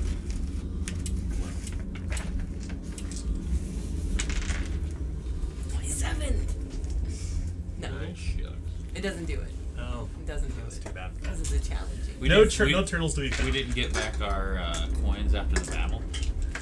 Yeah, I guess you did. Yeah. Okay. Yeah. Let's refresh the token pool. I didn't know if that counted as a battle Yeah. or not. It was kind of Absolutely it does. It was a little resolved. It's, one-sided. anytime a battle is resolved, meaning thought it it comes was to an end, you refresh the coin pool. So any coins that you spend goes immediately back to you. Okay. I was expecting it to be a group like us that was revolting. Well, Actually, the other end might be. Who knows? Yeah. I kind of figured what with Beauregard. If somewhat of a competent leader, maybe. Remains to be seen, but sure. You know. So you leave the Smelt Stacks militia to do their grisly work, and as you're kind of walking away, you see them drag out the young lumberjacks one by one. They kind of line them up, knees down on the gravel along the side of the road, and the man you simply know as the captain, he begins to give some sort of decree. And then he turns the back end of his hammer around to the claw part, and he proceeds to puncture all 4 of the people's back of their heads. They slaughters them right on the side of the river. They're all dead. Well, Summary justice done right there. vigilante justice.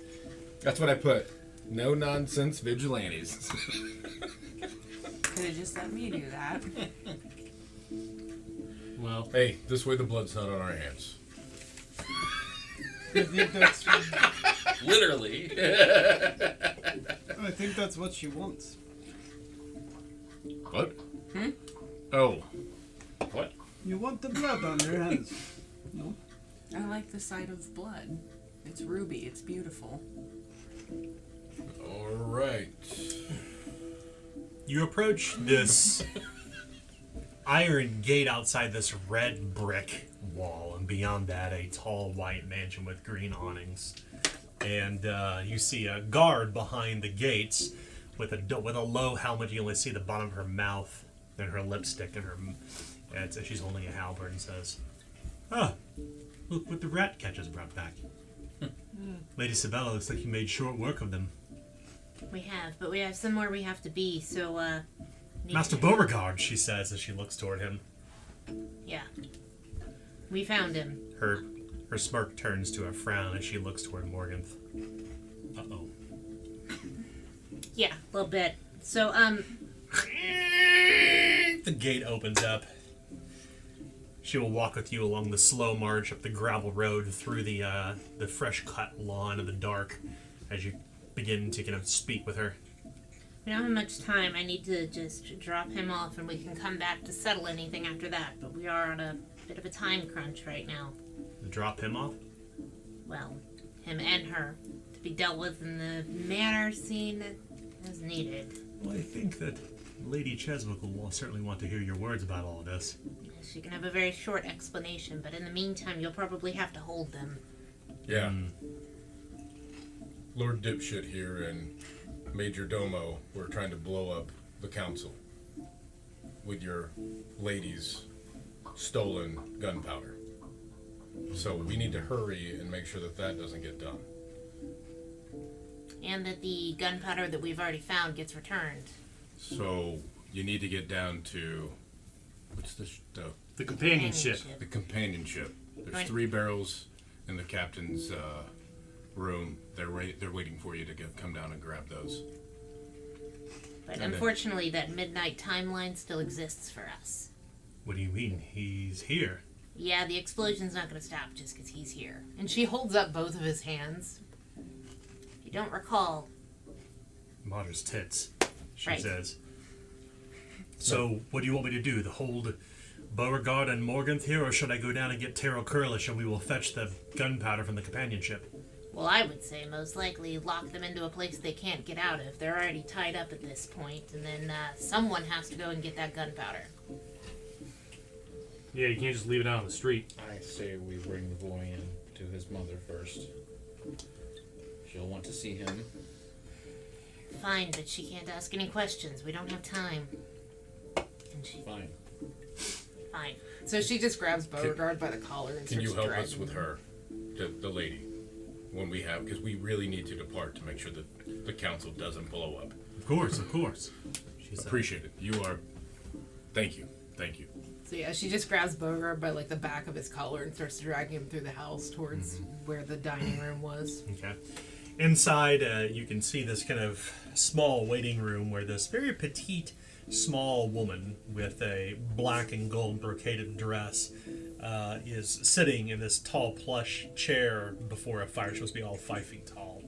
Very dark skin, much, much older, about the same age as Morgan. And she stands up and says, Beauregard, he's alive, she says as she starts to kind of go across she walks across the marbled floor and grabs his hand and starts to, she thank the martyr. You found him. Yes, and I don't have much time to give you a story, but I'll tell you this right now. In the 17 years that he's been alive, you haven't bothered to talk to him, so maybe you need to do that because he was going to blow up the council. He still has all 10 of his fingers because he was part of this plot. Now, I gotta go. But Come he's back for our alive. money I'll later. answer more of it later. I have to go. Midnight, they're blowing something up, whether he's here or not. So, we'll be back. Deal with your family issues. Hey, and also your gunpowder's in the companionship. We've already told 3 barrels. Real. Riel. What of the other 3? That's where we're going. That's where we're going to blow up. Horses in the stables. Go, she says. Oh, excellent. Horses! That was a really good horse noise. That's a nice little like, Yeah. galloping. That's right. Well, I've watched enough Monty Python to know.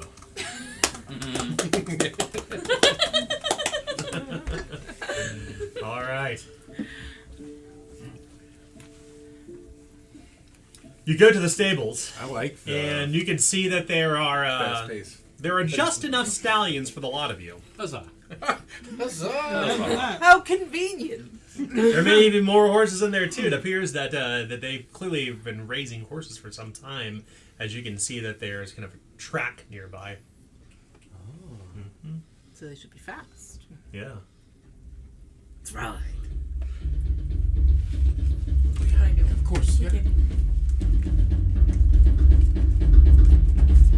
You mount the horses. As you left the estate at 6 p.m., you have 6 hours to figure all this out. You must go from the smelt specs. Where to Society Bell? Is that? Or is it one Hour, up? right? It is in. Well, we're not coming from Bardstown, so it's less time. All snacks. Why did that sound like a cat? Or where the boat is. Did you hear think it does. Near the It's That was the me Yeah, chairing. Oh. It sounded like a cat, didn't it? Yes. Yeah, it's my chair. It's the chair, yeah. the chair. We get it.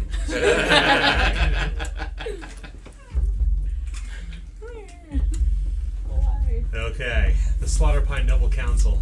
It is located in somewhere. torches. The British are coming! The British are coming! Wait, wrong game. Wrong setting. Yeah, sorry. That's the new book. Society Vale. You want to spend an hour of light from Smelt Stacks to Society Vale. Are you using yours? Yeah, I was gonna use mine.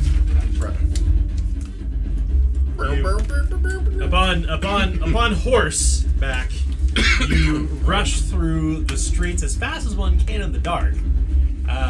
Now borne up top horses to find the Slaughter Pine Noble Council.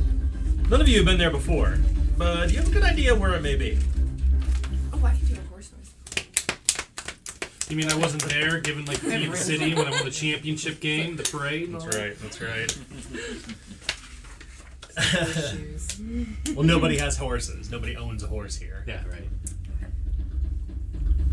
As you approach Society Vale, as you kind of crest this tall cobblestone hill, your horse's hooves along the gravel quickly turn to start clattering across the cobblestone. You're making your way up the hill, and you can see that the broad promenades of Society Vale are very well lit.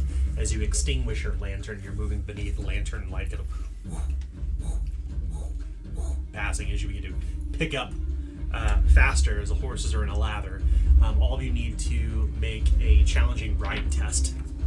Knew that was. This is a fail forward test. Tell me what test? A ride Ride. test. It's challenging. 38 makes it. Oof, 9. I'll take.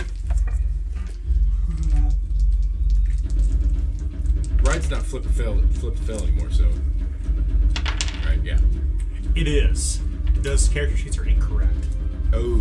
Yup. I haven't trained, so. Oh, I have to flip to fail this. So You have a this is skill rank actually an 80. Unless you have a skill rank in it. I have Oh, to it's ignore flipped all to my fail. skill Okay. ranks. Ah, then I got a 90. Oh god. Yeah. I was wondering that. I was like, it used to be flip to fail, right? Yeah. The character sheet's not correct. The Hey, ones you have are mine's the same if I flip yours it. are out of date. Like it's It's either really good or really bad. I'm gonna go with bad. Uh-oh. You already had your good. I already have my good. Oh, There, no. there's That's there's the That's rolls a we're fail, used fail, to. isn't it? I'm gonna Yes. use my. Did you crit fail? Yeah. Oh no! Yeah. So this is. I want to use my skeleton key talent to try to convince the horse that I am actually a different rider. So I want to use a different skill. So provided you can justify it, you can substitute any skill test for a different skill. Skill primary attribute with another primary attribute. Not other skill. So different perception for attribute. agility or Correct. Right. Interesting. Any skill test for a different skill. No. Okay. Any primary attribute for another. Okay. So instead of using It's not in agility, there. It's you're Flames of Freedom. use Flames of Freedom. It is. Yep. perception, Okay. You could use fellowship fellowship. in place of agility. Oh. So that's- okay. Yep. So you. Never mind. It's basically the same thing. Right. Never mind. It is the exact same thing. Yeah. Besides, you wouldn't have bonuses. Okay. I must have written that down wrong. It's Also, probably- ride. Who Yeah, Fail. He could use who Right. failed? Oh. You don't have to flip to fail. I don't have to flip to fail. Why not? You wouldn't have to flip to fail because you're using a different skill. No, he's using the No, same. he's using the Okay, So- time out. No. Skeleton key will not work in this case. Okay. Guys wanting to do it, to be clear. So, did you fail? I failed. Okay, no rerolls? You don't want to reroll any of that? No. You have all the coins. Attribute, yeah. I should have shut up. Okay. So it's a Yeah, 1, I was- 2, 3, and you crit failed? Crit fail. Okay. So that adds 15, 30, 45 plus 30. Oh, Imagine the cool word. stuff. It's not going to be good. You're going to fall upside a horse and die. Oh. You arrive at 7:30 at the Slaughter Pine Noble Council, lost in the street. Oh no. Uncertain where to go. Lost in the labyrinth of Society Vale. Until you begin to approach this very stately-looking gray building that's arranged upon the top of a hill. This must be the Slaughter Pine Noble Council chambers, and in fact, as you're approaching, you can see this horse-drawn carriage pulling away. And it looks like a similar carriage you've seen outside of Lady Aurora Harker's house. It is marked with a similar H, but you can see a dark-skinned younger man, must be Lord Orion Harker, inside the carriage as he passes by. You can also see a collection of miners standing outside, as they've clearly been like in the midst of some sort of, there's probably a delegation visiting with the Lord Orion, because he of course now is a member of the Noble Council.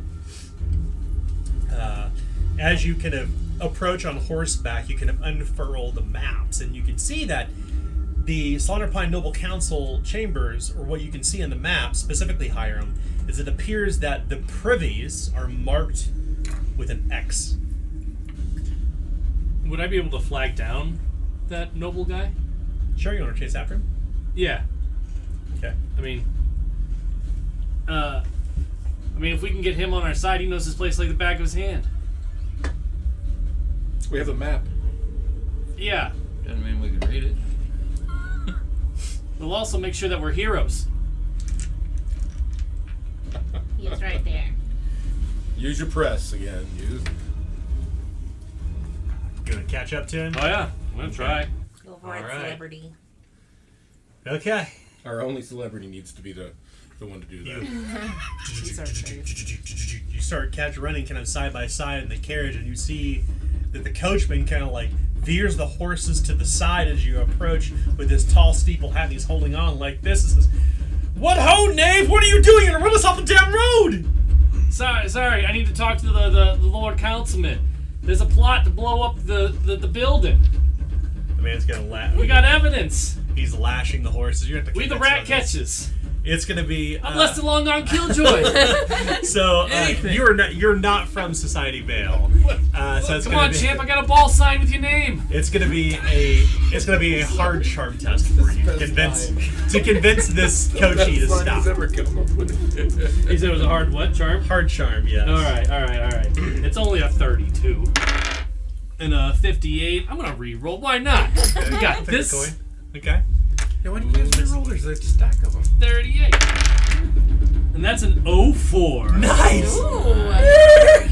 It was Whoa! That's all you He said. brings the horse to a stop at this point, and the coachee kind of he draws the horse to close, or the horse to the stop, and then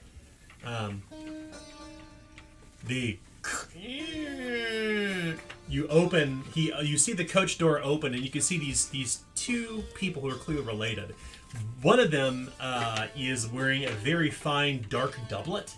He has very tan looking skin with this thick locks of black hair and curls, and he's clearly well born. And at his side is a woman you immediately recognize. Her pale skin, her ruby red lips, her long legs bound in leather. Clearly a fighter's physique. It's Lady Aurora Harker, her brother. Good sir, you stop us on the way back to a fete. My lord and lady, I apologize, but I am listed along on Killjoy, as you know. I am part of the rat catches. I know thee, the woman says. I believe... I hosted you at the manse not but 3 weeks back. Yeah. Or 2 weeks back. Yeah, that's right. Well, you see, we was doing some work for Lady Chadwick, because she had some gunpowder going missing. Is she gonna art Lady Chadwick? Yeah, Philippa Chadwick from the smokestacks. The two of them kind of look to each other. Oh, Lady Cheswick. Cheswick, that's it. Sorry, I'm in a real rush here. I got a bad memory, a lot of head injuries. Yes, we are in a rush as well. We're on our way to a party, but out with it, boy. Spit it out. So- the man says. So 3 of these barrels go missing, and we found the culprits, right? Well, 6 went missing. We found 3. The other 3 we believe are underneath the building, the council's building. We got plans and everything. We just, I saw you leaving, and I thought you should know. Okay, so to convince them, you stopped him. It's going to be a challenging charm test to convince him, at least. Remember, Lady Aurora Harker is not a council member, but Lord Orion is. Right. He's the one you need to convince. 42. You get an assist die. Oh, okay. Because she's there. Nice. Listen to his story. All right. Well, that's an 07. I'll take it. Thanks But for the a assist. strange tale. Stolen gunpowder, you say? Right. It's this crazy gunpowder plot. I mean, like I said, we have proof of it. Lady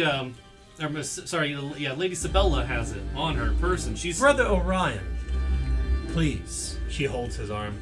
Let me see to this. We know one another. Yeah. No. We shall free my brother to his own business in the city, and I shall accompany thee. all right.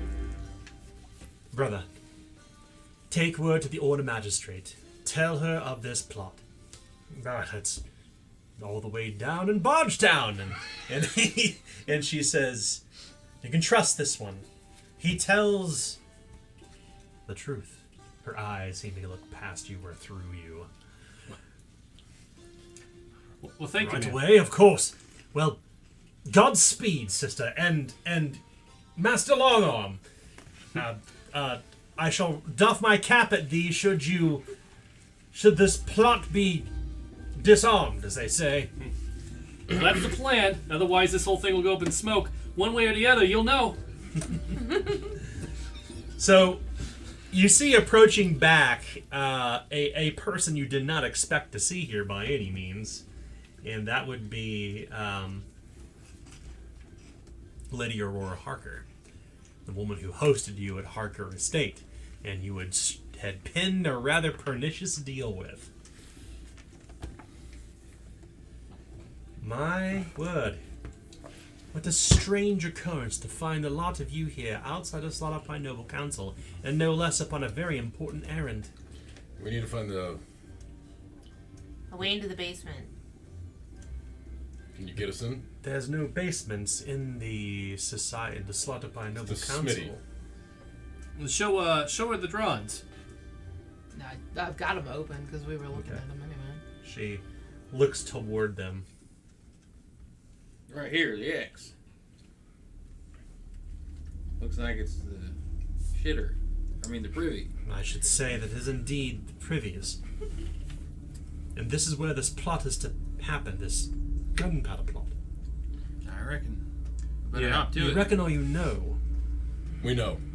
The plan was that it'd going off at midnight, so we got maybe a little time before it does happen. She kind of reaches into the pocket of her leather armor. It's kind of almost like a corset, and she reaches into her pocket and pulls it out. A little pocket watch. 7:30. What's the woman's name? Aurora. No, Goodness. no, I don't give a shit about her. Oh, Mercy. Mercy Yeah. something, right? Mercy Hailing. Mercy. I'm gonna look through the map and can I use navigation possibly to try to line it up and see if I can figure it out? Oh, yeah.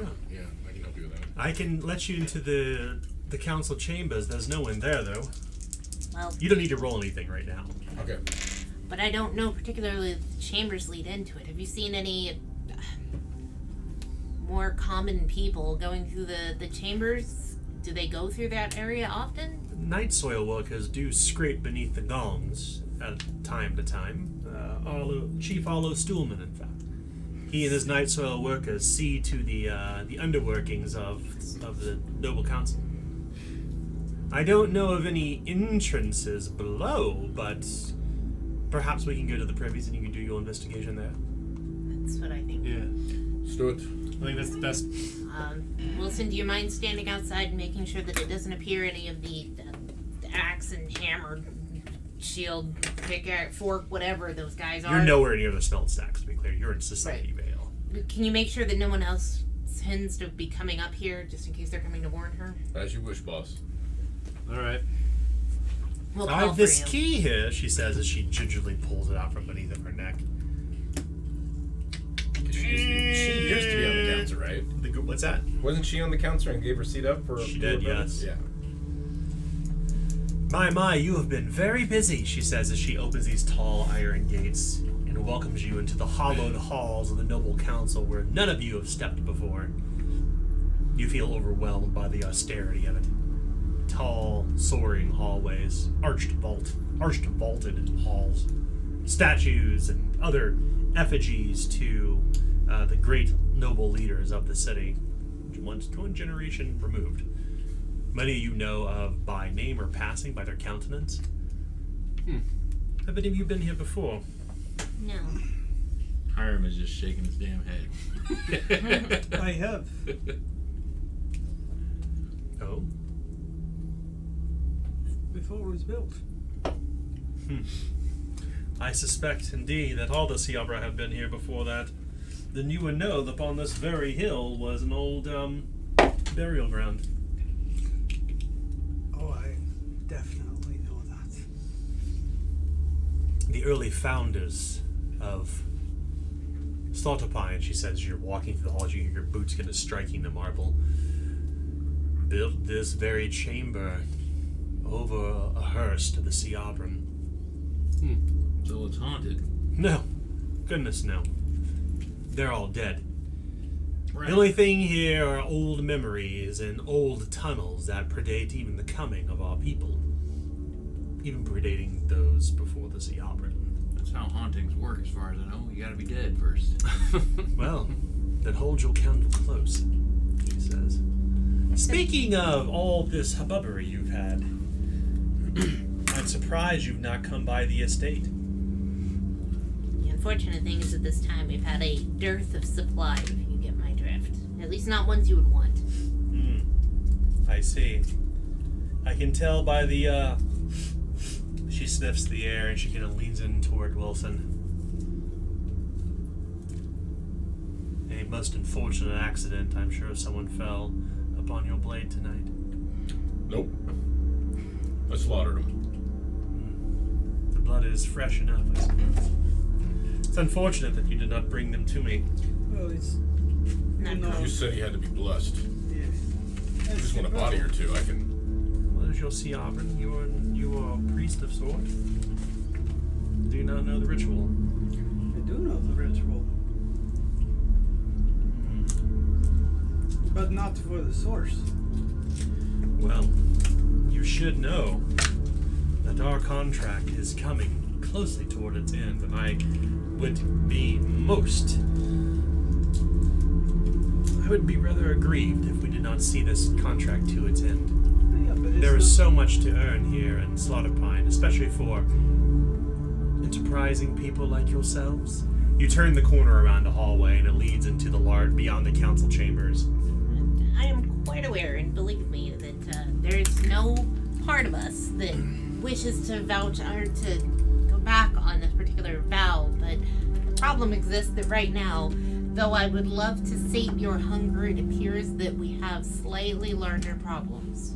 If you stick around with us long enough, maybe you'll run into your next meal. It's a rather brutish way to put it.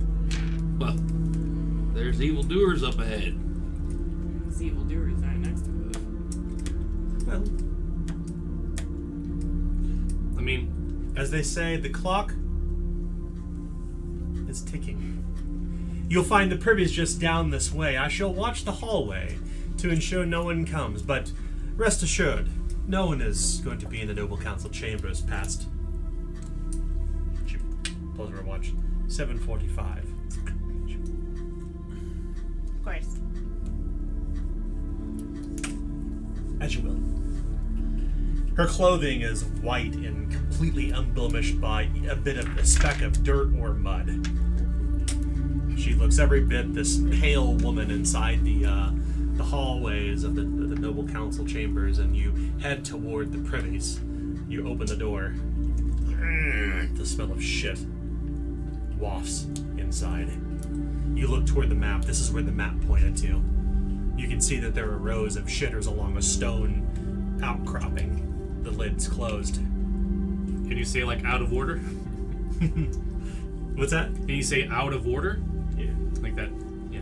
Does anything look out of order? Or do you want to No, put is the there out a of order? Like a sign? sign that literally says Oh, like out certainly, of yeah. order. Yeah. You close this big heavy door, clunk, and you turn the sign out of order. But, But there's no gunpowder in the room. As you search about the chamber, it's maybe the size of this room at best, and you can see that there's, like I said, stone outcroppings where people would sit side by side to literally shit into a hole. You Nice look and about. social. You see a broom closet, a gong farmer's closet that would be used to cleanse the stools at least to where the holes are. So, can we lift the... Here's the sound of dropping water, the sounds of caves below. Careful with that torch. Just as the lady said. So there's caves. Beneath the toilets? Yes. Shit must go somewhere. Downhill. Why don't we always get everyone playing shit? This feels like a running theme at this point, doesn't it? Oh, somebody's trying to kill a bunch of people and they're covered in shit. Like, why? It's a pretty shitty predicament to be in. Well, no use belly aching at it. Nope. Start to roll up my sleeves. Here we go.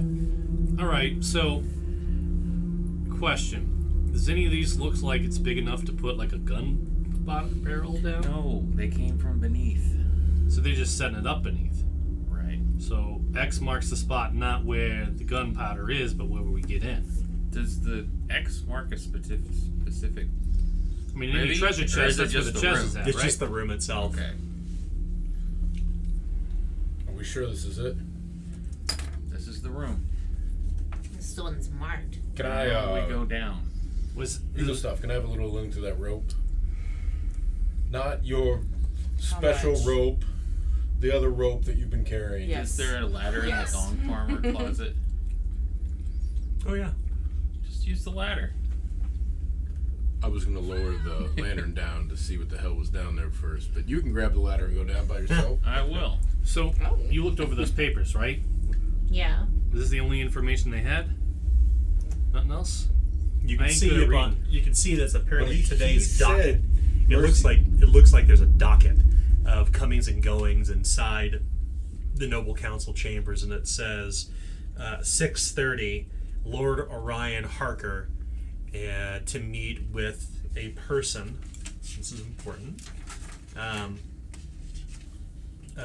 To meet with the Pool Iron Mine delegation, Representative Helga Broomhandra. Do I know that name? You didn't work for the Iron Mine, so no. Wait. Didn't I'll take that. But apparently she's somebody who represents the Pool Iron Mine. I'll take that torch and take a look down there. You want to take the card?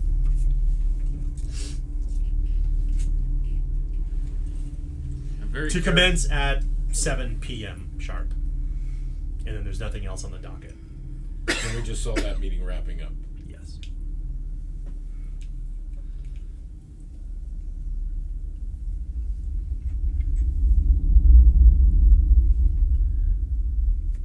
I'm going to be very careful with the torch as I head down the ladder. But he said Mercy works here.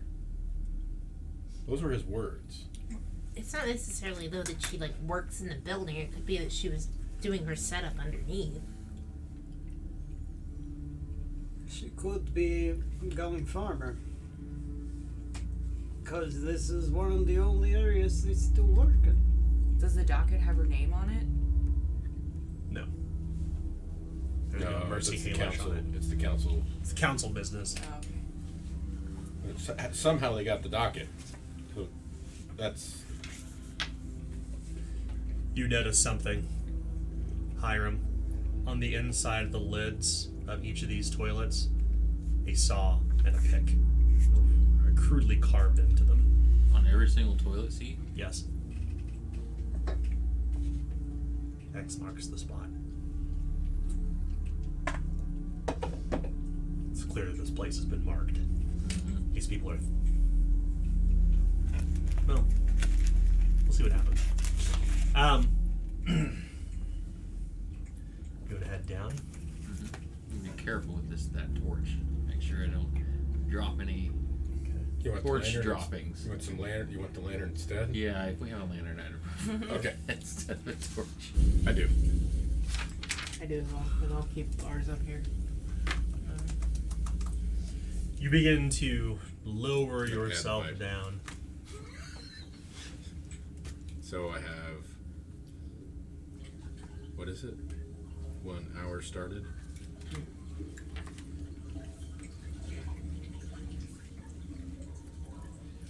Will you all climb down into the stools? Yeah. Okay. Are you gonna be? Will you be there as well, Wilson? I don't know. You were talking to me while we were walking, but she had told me to stay out front. So I don't know where that all went out. I don't know if Should that probably just tell you to kind of keep an eye to make sure nobody's coming towards this Okay. area. Then Then I will. not necessarily like outside, but Oh, I see. So you'll be with them, but just kind of on the periphery of where the rest of the party in is. case somebody's coming to meet with Sure. Mercy. Or Yeah. whatever.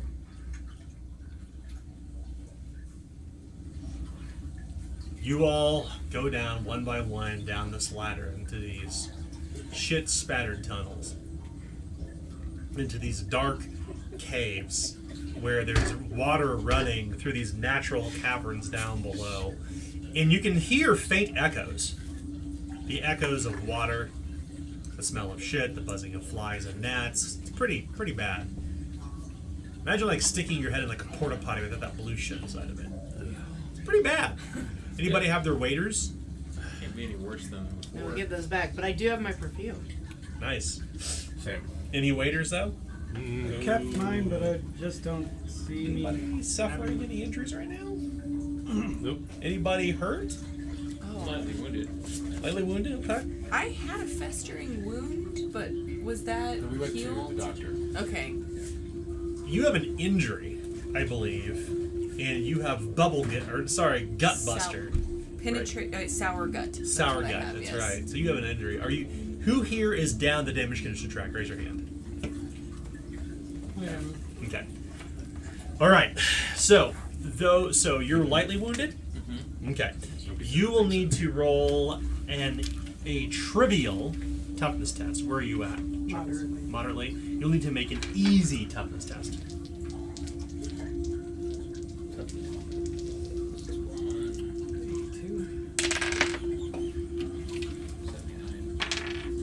Success. Yeah, success. What about yours for yourself, Hiram? I succeeded. Probably immune anyway. Down into the sewer you go. You can see a stream of waste flowing down a cramped tunnel through this chamber, and you could hear the sound of shuffling around, murmurs of voices, the smell of excrement, and the strange sting of gunpowder in the air. There it is. There's what? Smell it. Well then, follow your nose.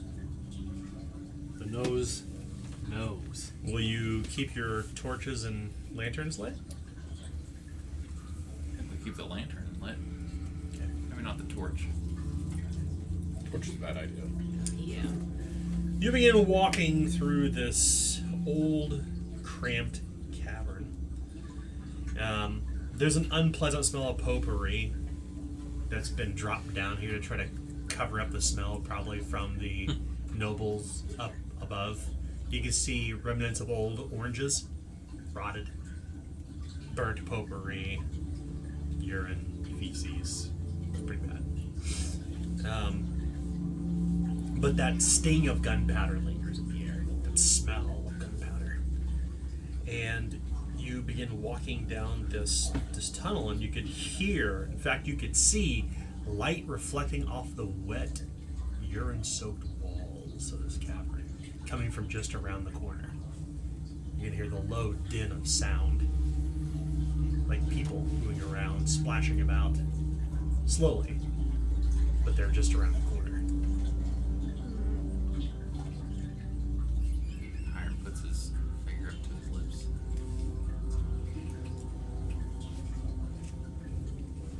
What will you do? Gonna move slowly through the water so as not to make any noise.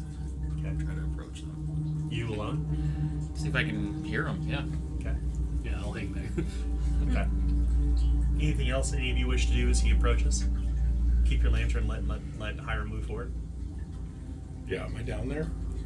Yeah. Yeah, it's Okay. Assume you are. You're still probably a little Now that closer we to where know you where drop we're down the at. ladder, but yes, you're there. Okay. As long as if they signal me, then I'll come up. Okay. All right. Your test is challenging because they chose not to extinguish the light. Okay. Challenging do stealth you test. want us to extinguish the light? Well, I'm late for that. Yeah. That's why I asked. So it's a challenging stealth test for you, Hiram. He had the light. 85% chance to succeed. You got a high chance. Success. Okay. Hiram, you begin moving forward, and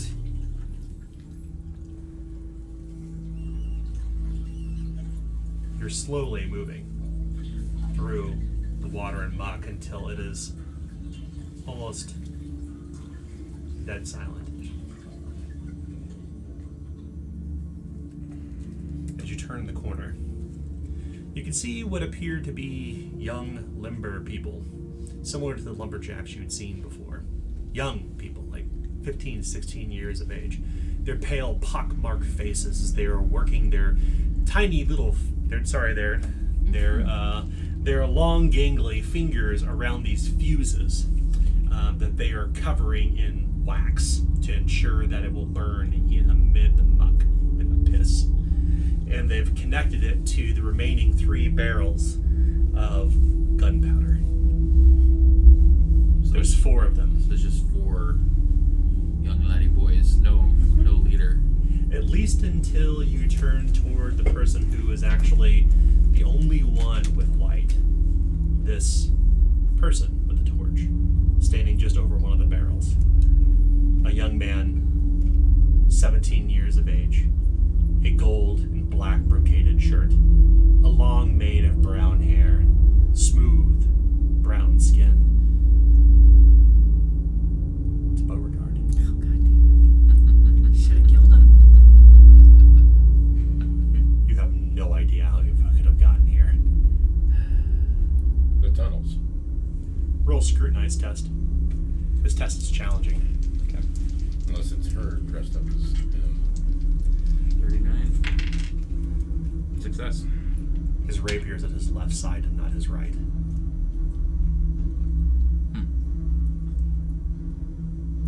Not sure what to make of that. Maybe he's got a twin. Who knows? His finger is missing.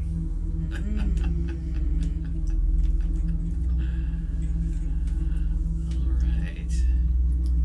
So, where is he in the room? Like,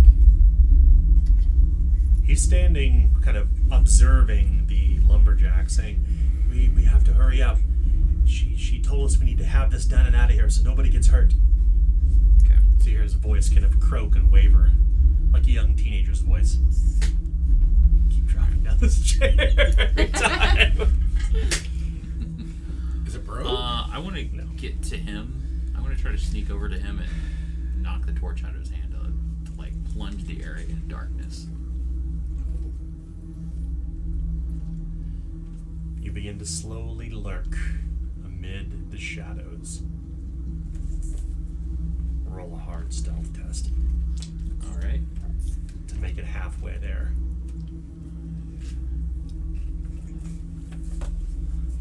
75% chance to succeed. Success. You can feel or you could hear your heart beating in your ears as you grow closer and closer. You need one more skill test. This one is hard as well. Okay. But if you fail, you will immediately expose yourself. If you critically fail, you'll be surprised. Alright. Success. Nice. You're no more than just a few inches away from where Beauregard Cheswick is standing. His clothes unmarred. He has no bruise to the back of his head where you had struck him earlier. No blood on his shirt where you had cracked him over the head. No wounds at all. He appears unharmed. Okay. What will you do? I'm gonna crack him over the head with my blackjack and make sure that torch goes into the water. Okay, that's kind of tricky. So you want to make a stealth test or a simple melee test? Let's do stealth. Okay. So this is going to require 2 tests. The first is to crack him over the head. The next is to catch it before it drops. All right. So, stealth test, you said? Mhm. Trivial. Okay. Wow. You raise the blackjack. All right. I basically can't fail. Yes, you can. You're Well, You can always Yes, credit you them. can. got a All 99. right. I succeeded. Okay. You have 2 opportunities, actually. That's right. Whack! You strike him over the head. The torch readies to fall in slow motion. It begins to fall in slow motion, I should 2% say. chance. Okay. You reach out. It's a hard coordination test. Hard coordination. Okay. And this is a different one then.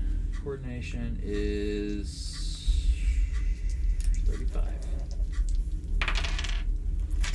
I'll re-roll, I guess. Yeah. Yeah. Okay. 11. Crit success. Oh. Right before it hits the ground, 11 tonight. you snatch it. You want to extinguish it? Mhm.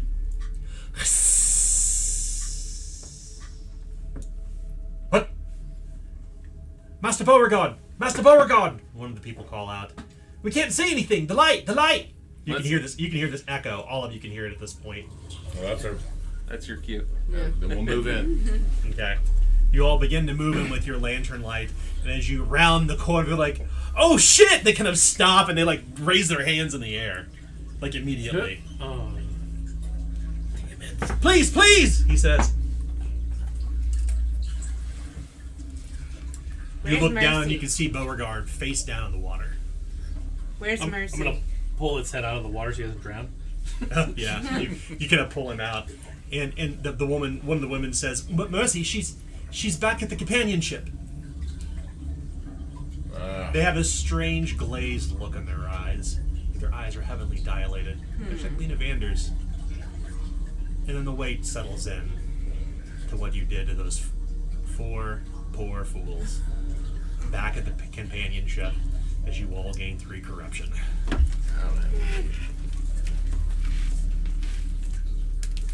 Something is not right. Eaglesdob, your spidey sense is going off. The hackles on the back of your neck rise up. Something. They have clearly been ensorcelled. Clearly. Should I you should use my witch sight to see. And we already know that something's going on with them. My witch sight's not going to tell us anything we don't already know. Mm-hmm. I'm going to touch them with my staff. Okay. Well, kind of buckles backward as you kind of tap him with the staff. Can they just be adults, please? Because everything. What'd you say? Sorry. You touch him with the staff, they kind of buckle backwards as you kind of shove into him a bit with it. Nothing happens. No. I'm gonna pull the wicks out of the barrels. Oh, okay. Do you have a skill rank in martial ranged? Martial ranged? No. Yeah, you know wicks are probably what will probably keep from exploding. Yeah, that'll work. And you can see these other little canisters on top of the kegs as well. Canisters of what? They look like iron canisters with little pins and strange cranks. It looks very complex, a complex machine placed on top of it. When I see him looking at that, can I head that way? Yeah. What? Oh. I don't know. I'm just gonna put this to the side. I don't know what this is. Maybe we don't mess with things that explode. Well, that's why I'm moving everything away from the How- things that explode. Okay, just wait for a second. And I'm gonna look at the barrel, and now that I see that it's not just like a wick sticking out of it like a candle. Yeah, it looks like some sort of strange accelerant. You can see that there are these glass capsules inside of it that are clearly meant to be broken to shattered together. Okay, I do have It's like a martial range. It's a fail-safe. If the fuses die out, then these will, if they're wound up correctly, they will explode regardless. Can I figure out a way to disassemble that with martial range?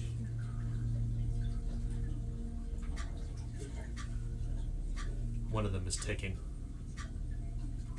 Specifically that one, can I figure out how to disable it with martial range? Good if you had skullduggery. Here's some kind of clockwork apparatus over there. Yeah, you want to come take a look at this? It looks like some kind of trap, guys. Or Let me look it over. You look toward this strange contraption.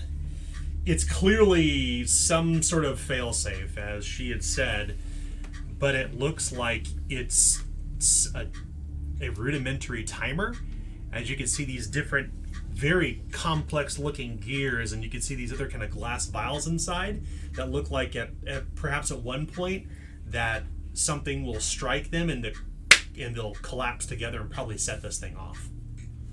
It looks like the fuses themselves were probably a secondary measure and not the key measure to explode these barrels. I'm gonna ask There are one of 3 barrels here, but only one is currently activated. Okay. I want to ask one of the kids how much time we have.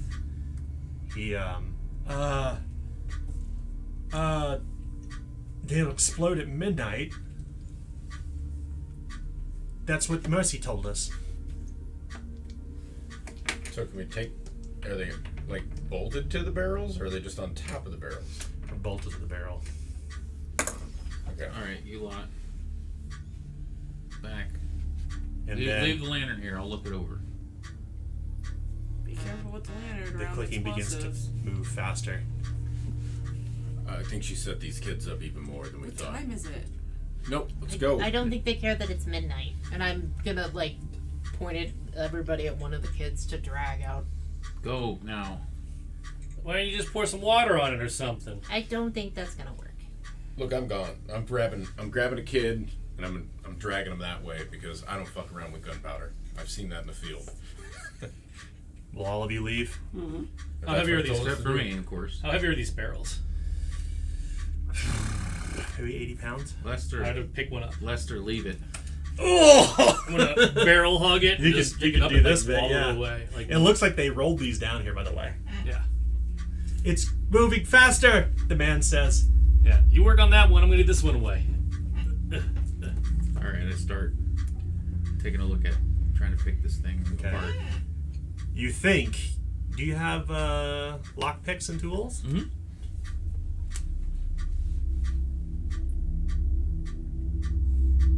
It begins picking up speed. Maybe they're right. Maybe they were set up. Maybe they're set up to die. No witnesses. Right. What do you want to do? Gonna take a look at it, see if I can get it to stop ticking. Make a skullduggery test. Okay. Do you have a skill rank in tradecraft? Tradecraft, no. Skill rank in simple and martial ranged? Martial ranged, no. Your test for skullduggery is going to be standard. Okay. If you fail this, you'll get one more chance. If you critically fail this, you are dead. 75% chance. Stakes are high. 71. Success.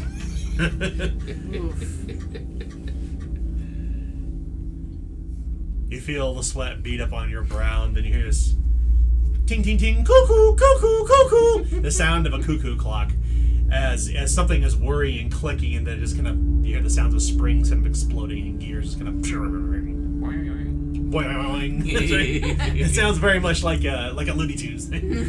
Boing. You are halfway up the ladders at this point. Did you take the lumberjacks with you in Beauregard? That's what we were supposed to do. That's what. Okay. Yep. You all are upstairs inside the noble, the privy chambers, so to speak, of the noble council, and you're running through the interior of this place trying to get the fuck out because you have no idea at this point what's going to happen. But when you were down there, it began to accelerate. The clicking and ticking seemed to Did they hear accelerate. the cuckoo? No, they're upstairs. Okay. All of you, everyone, with the exception of Hiram. I would have gone to the ladder with the big old thing because I don't think I can get the thing up the ladder. could I? No, unfortunately not. But you moved it, hope maybe far enough away that the flames won't get it. Yeah, that's the idea. Maybe. Yeah. Like my hope is that I moved it far enough away that it maybe gets buried but not explodes. Yeah, you know enough at least from talking with Chief Knight Solomon Arlo Stuhlman that turds are an accelerant. They are. Yeah. So no matter how far you all for naught, unfortunately, because actually moving the barrel would have done no good. It would have been better to move it further away as opposed to closer, but that's okay. You're kind of behind them, but nonetheless, you did the right thing, the thing you thought was the right thing to do. So I need everyone except for Hiram to try hightailing out of here before you think the explosion is going to go off. And the way that you do this is by succeeding a hard resolve test to withstand terror. Resolve. Okay. Hard. Yes. 22. Let's take that 16. So 40. 37. Man, seriously. That's great. Another critical success. Alright. What is going I'm gonna on? re-roll that. Don't worry about spending a coin. He crit succeeded. Oh, if you crit succeed, and whenever you withstand horror, when you critically succeed, you can extend that empathy. You can comfort somebody near you. So we'll assume that you kind of get well, I chuckles in have the right to use a mindset. coin. Yeah. Okay. Yeah, I failed do. too. I'll take that coin if anyone wants to re-roll. You guys should definitely re-roll. You don't want to fuck with terror. With terror? Yeah, that's That's the worst one. Nope, fail it. But I don't know what that was under there, so let me roll with the 9 again.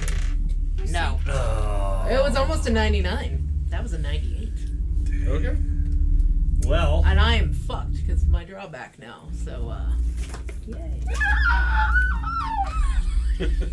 you begin panting, and you can feel your heart beating in your ears, and you feel your stomach drop out, and you begin to lose your breath as you're running as fast as you can, and you're crawling up on all fours as you stumble along the floor. Those who critically failed, as you were suffering from terror.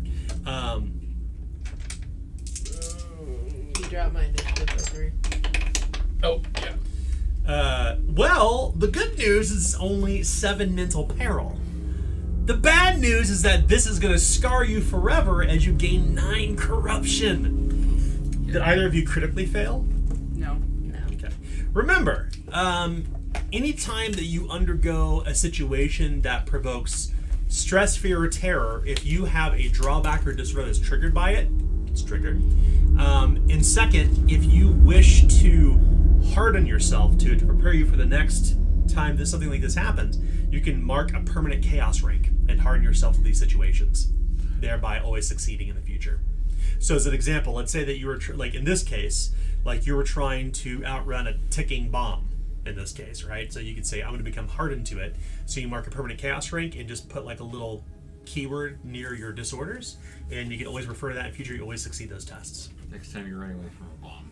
Yeah, I'm gonna do that. Yeah. I'll do it. So be sure to mark your chaos rank permanently and use this marker right So you there. got a marker? If you wish to harden yourself to it. If you wish. That's a chaos rank you can never get rid of. So I just like black out 1 and it's always blacked out from now on. Yeah. If you wish to harden How yourself to it. specific is it? Is it literally when you're running from a ticking time bomb inside of a council chamber? That was No, it's down just in a anytime you're running privy, from or a ticking from a trap that could trigger based off of clockwork. Okay, that is. And we'll leave it up to interpretation, of course, too. Okay. It I won't was be just curious. only like, the how- noble council chamber is only the no. The idea is that you Like I can. said, I just need to know Yeah, the the idea is that you finance. can kind of create a keyword to remind yourself of that and be like, okay, I've been in a situation like this before. My character's hardened by it, so I don't think I'm going to succeed my test. So you could do that for future skill tests if you wish to take a chaos rank permanently. Now keep in mind, you can do this for stress, fear, or terror situations. It applies broadly. Like as an example, if you suffered like stress due to like an interaction with a noble, you'd be like, you know what? I'm hardened to it from now on. I'm gonna always succeed those tests in the future. So, That's actually really did the smart. lady run out as well sorry, when they started running past her? Yeah, Okay, yeah. just making sure. She 'cause did, yeah. She Oh, did. yeah, I was no, I gonna was gonna football say- like pick her up and just Yeah. run out with her. She's pretty athletic. In Yeah, yeah, fact, yeah. the thing that Wilson had picked up on is that she's just clearly like a Rowan Mantle, Yeah, like no. sword fighter. So she runs outside too. But in case she wasn't quick on the pickup, I was gonna be quick on the pickup. That's great. I love it. Yeah. This lady in white does not need your rescue. I assume she didn't, but Yeah. I mean, Lester's a team player, right? That's right. That's right. So you head outside, and you wait, and you wait, and you wait, and you're kind of not sure what to expect. Was that an explosion? And about 10 minutes later, Hiram comes through the doors, walking, and he's kind of holding the mechanism in his hand, kind of doing this bit. Well, Did you get them all? Well, not blown up. Did you keep them from being blown up in the future? Yep. all right. And then So we're good? you think about it for a moment, I think so. and you're not really sure about those other devices that were left. I would have checked both of them. I wouldn't have gone back. But okay, I'll run back. and You look. would have? Yeah, I think so. You want to spend some coins to change that, or you actually want to Yeah. run back in now? Yeah, I'll use a coin. I think you have to use 2. What would have happened? I'll take 1, not 2. Oh. Explain if you. So you're the game master. So, so- explain to us what happened in narrative. So terms. I dismantled the first one, Mhm. and then just to be sure, I would look at the other ones. Put my ear up to it, see if I detect any movement or And then go ahead and ticking. disable. And then if I did, well, actually, I would probably just disable them anyway, just be extra careful. Yeah. What was that skill test to disable? That was skullduggery. Was it challenging? I think it was standard. Yeah, Yeah, you go ahead and make a standard skullduggery test. Success. Okay. Make 1 more. Okay. I'll re-roll. Uh-huh. Rolled an 89 there. An 82? No, it's a 99. Oh my! Right as he steps outside, there's just this flash of light. Your ears begin to ring.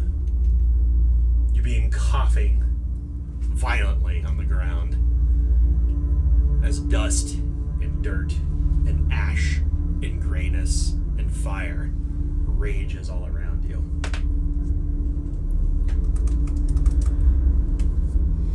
Well, he walks out. I got him. I got him!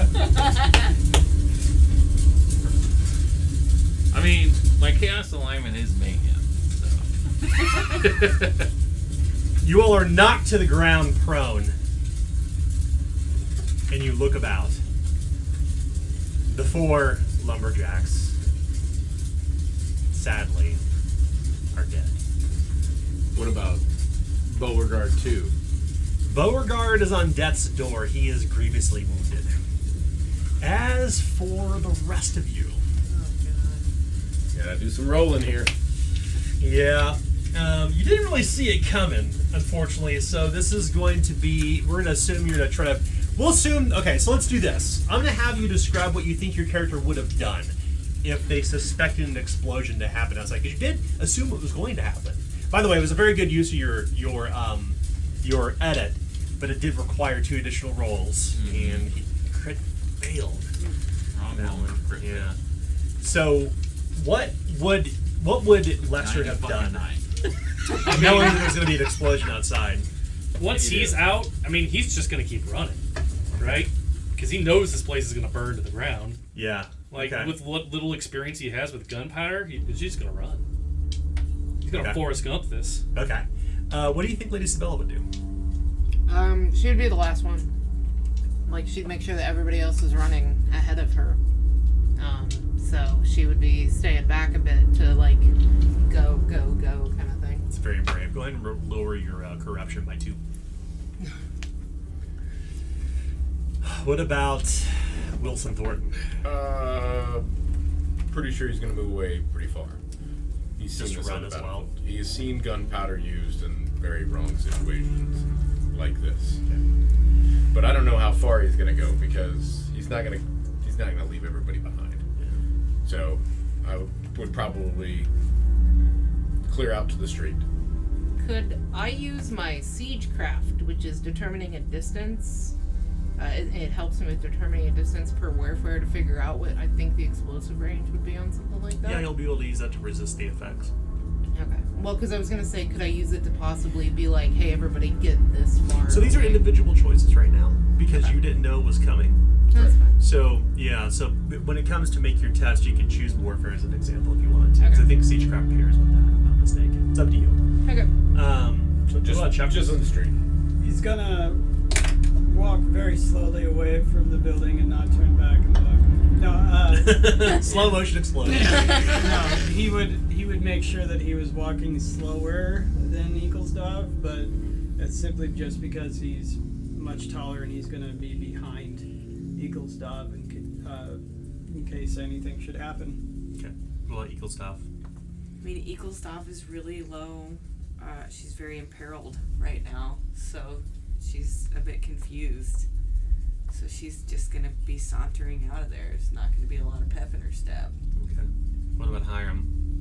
You know that one of the devices is going off. Yeah. No matter what. That he's running balls out. What are you talking about? I mean, I think like the gravity of this failure is hitting him pretty hard, and he's like, "Fuck it, what am I gonna do?" I think he's gonna run as far as he thinks he needs to. What's this on need? Okay. And he wants to drink in the mayhem. Drink it in, Hiram! Because that is his chaos alignment. He feels like he needs to watch and view what he's wrought. So you think that he would maybe try to hunker down and watch what happens? Okay. You will make a hard coordination test. You will make a hard coordination test. You will make a hard athletics test. You will make a hard coordination test. Lady Isabella, you'll make a hard warfare test if you wish. Yep. And you will make a hard coordination or athletics test. 42. Actually made it. How many coins do we got? 2. I'm good. Can I use warfare? I am failing. I don't have siegecraft, so. You're failing it? I have to. I only have a 10% chance to succeed it. What? Did you roll crit success? No! I rolled a 20. I have a 21% chance. I rolled a 20. Nice. I have rolled. I think we need Chuckles to tonight. roll Yeah. misfortune or roll fortune here. I'll take it. That is. Siegecraft saved my ass. That's it. Oh goodness. Okay, good. Odd 3, and I'm going to take that last coin to edit the situation, and make it somehow that I was able to hear the start of the explosion, and I pick her up. Okay. Go ahead and make another test, but roll an assist die this time. Okay. Yeah. But I still only have a 10% chance, huh? Yeah, with an assist die. Nothing looks good here. Nope. Still failed. Well, raise your hand if you failed. Uh-oh.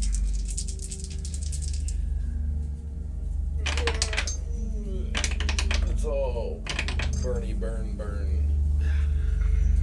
19 damage. Oh, that's way less nice. He did not hurt you bad. That was 3d10 right there. That was. I am. Okay. Okay. So I got the 8 here, right? Yeah, so 8, 14, 20. So you can come down 2 steps. 2 steps. Okay, that's It's like like moderately wounded. You're moderately wounded now? But had I not used that coin earlier today, I would be freaking dead right now. Roll a 6 chaos die. Why? Because you're moderate. Injury. You're injured. Oh. Possibly injured. Just roll 6. Okay. What? Oh, you got a coin. I think I'm turning it to a 6. I'm not going to do Are that. you trying to kill me? No, I wanted to, but I've got all the coins. I think it's probably unfair to do. So, you're not injured, which is good. But fire. No. Nice. There's a raging inferno all around you. I think what Lester would do is he's going to run, because usually most places have like an alarm bell. If it wasn't apparent enough. That would be the dinger. The dinger. All the way down in Bargetown at the bridge. Okay. Pretty sure everyone heard And it. right now you're kind of surrounded in flames and in fire and in smoke. You can't really see the buildings. You can see each other. Beauregard's lying on the ground, grievously wounded. The lumberjacks are dead. What about Miss Poole? Cross my fingers, hope to die. You look around. Lady Poole is dead. And You don't see her anywhere.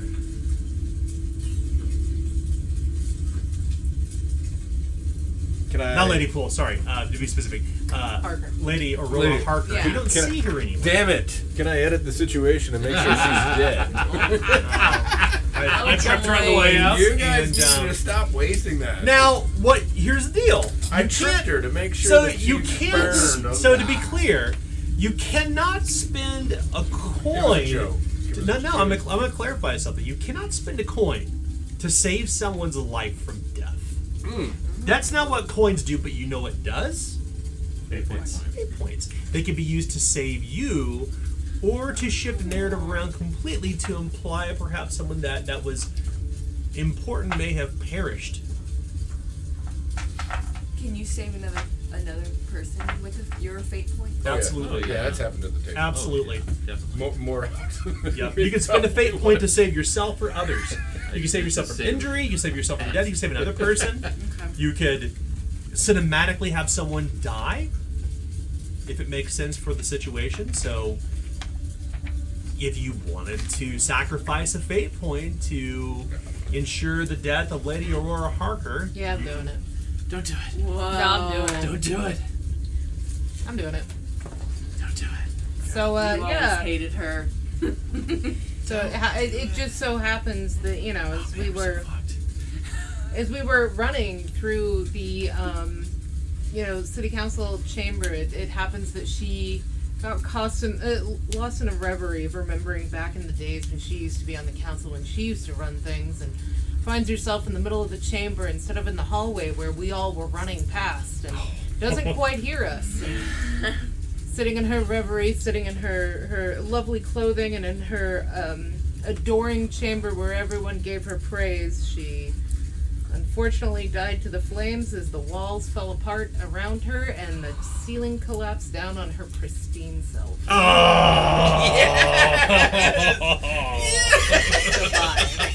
So, sacrifice a fate point. All of you may now remove vow of fealty to Okay. Lady Aurora Harker. Is this how democracy dies? That's right. Applause.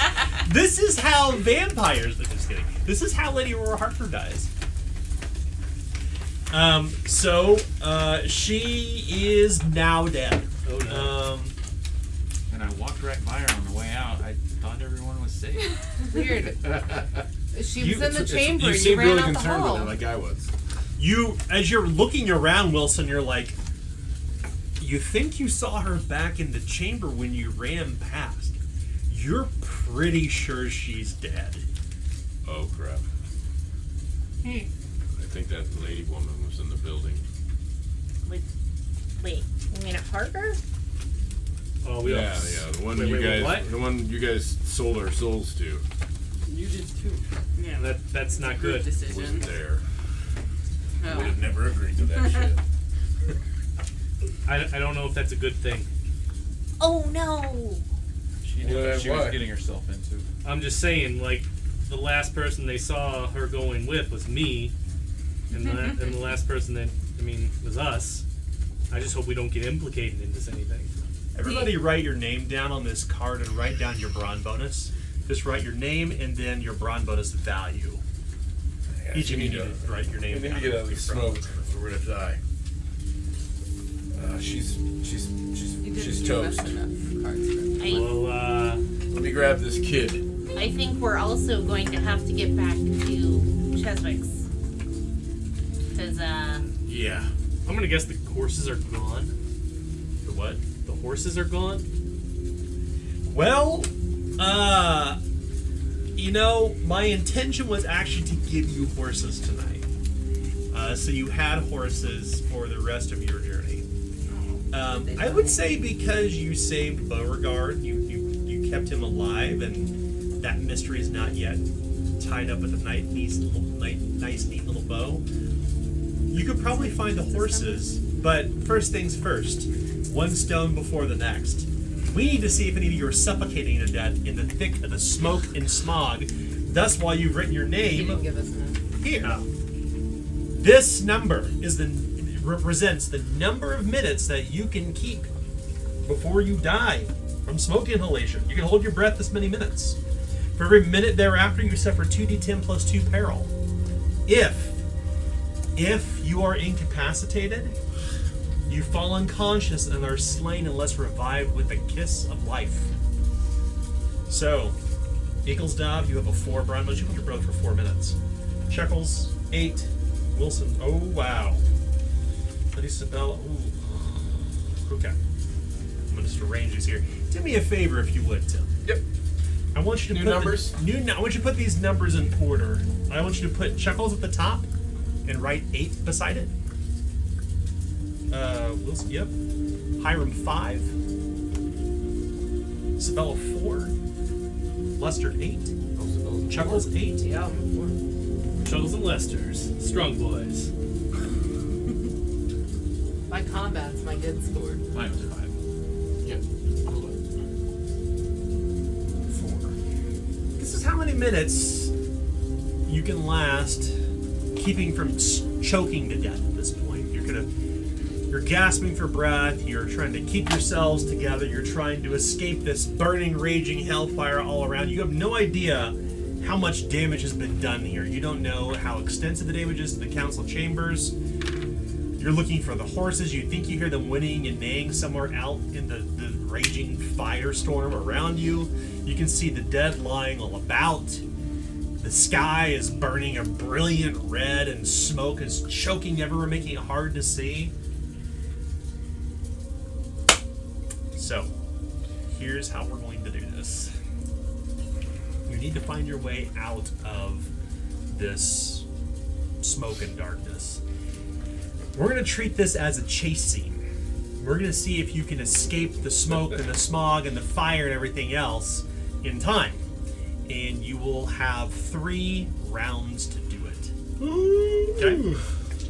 And you'll need to essentially try to just get as far away as you possibly can before passing out. So, if you would, Lester, you're going to record our numbers on the board. I am? Alright. Sorry, I mean, my apologies. I got Tim, what he's saying. the number you will have to escape. Oh shit. 18 right now. So put 18 up there. Okay. Everybody roll D10 and add your movement to it. And let Tim know the value. The smoke is roiling and pouring all over, and it's spreading everywhere. So it's kind of following you, right? Because it's 19. It's fire, right? Fire and smoke. Okay. 15.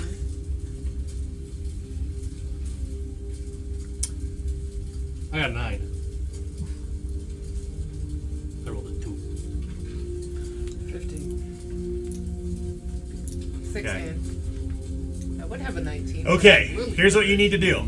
I'm terrified. Only Hiram gets to roll this time. Hiram, to escape the smoke and the fire, you must succeed a standard coordination test. Coordination. Yes. Alright.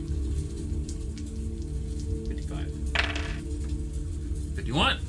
Nice. Okay. Mark Hiram off the board. Lower everybody's else Brawn bonus by 1 point. Okay. I think I'm going to do this differently, but... The smoke and the fire is pouring all around you, spreading throughout the alleyways and the paths. You're not really sure exactly where you're heading. You're just trying to run for your lives, trying to get out of the smoke and the smog, lost, leaning against nearby buildings, just trying to find your way the fuck out of here as everything's just spreading.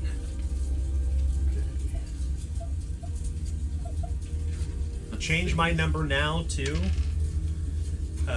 add 7 to that. 18 plus 7. 18 plus 7. So 25. 25. Okay. Everybody roll D10, add your movement.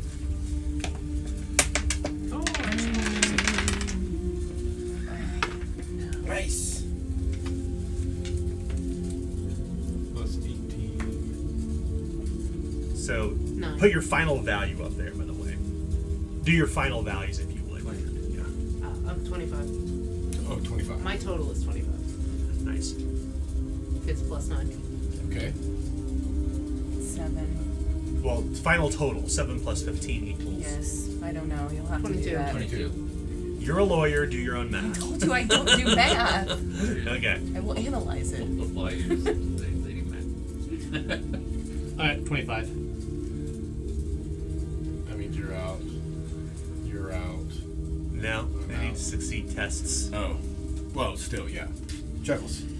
25. Nice. Okay, so Chuckles will be a challenging coordination test. Equals dog. Can't do anything. Who else rolled above? Yeah. All of us. You now make your warfare test again at challenging, and you'll make your athletics test at challenging.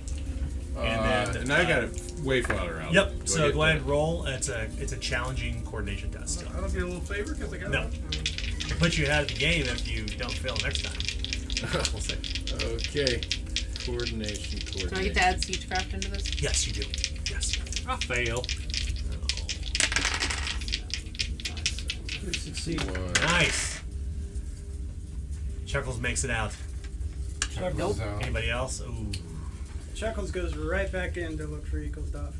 Oh, look at you. My boy! Yeah. It's Does his thing go back up to 8?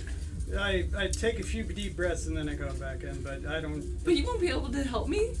Everybody drops down one number. Drop your brawn bonus. Everybody drops their brawn bonus down by 1.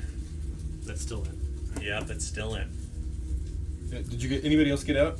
No, I'm still in. Still in. Okay. You succeeded your test, Chuckles, so we're just going to add, we're going to give her a head start and an assist die when she tries to escape. Okay. So yeah, there you go. 6, 4. This is the third and final round to escape. Oh my god. If you don't escape, you will fall unconscious. And die. If you're not revived. Oh. Okay, my new number. Oh god, is 8. So 8 plus 25 is 33. I'll never make it. Okay, go ahead and make your rolls. I don't even have to roll. My movement's higher than that. But I will. Okay.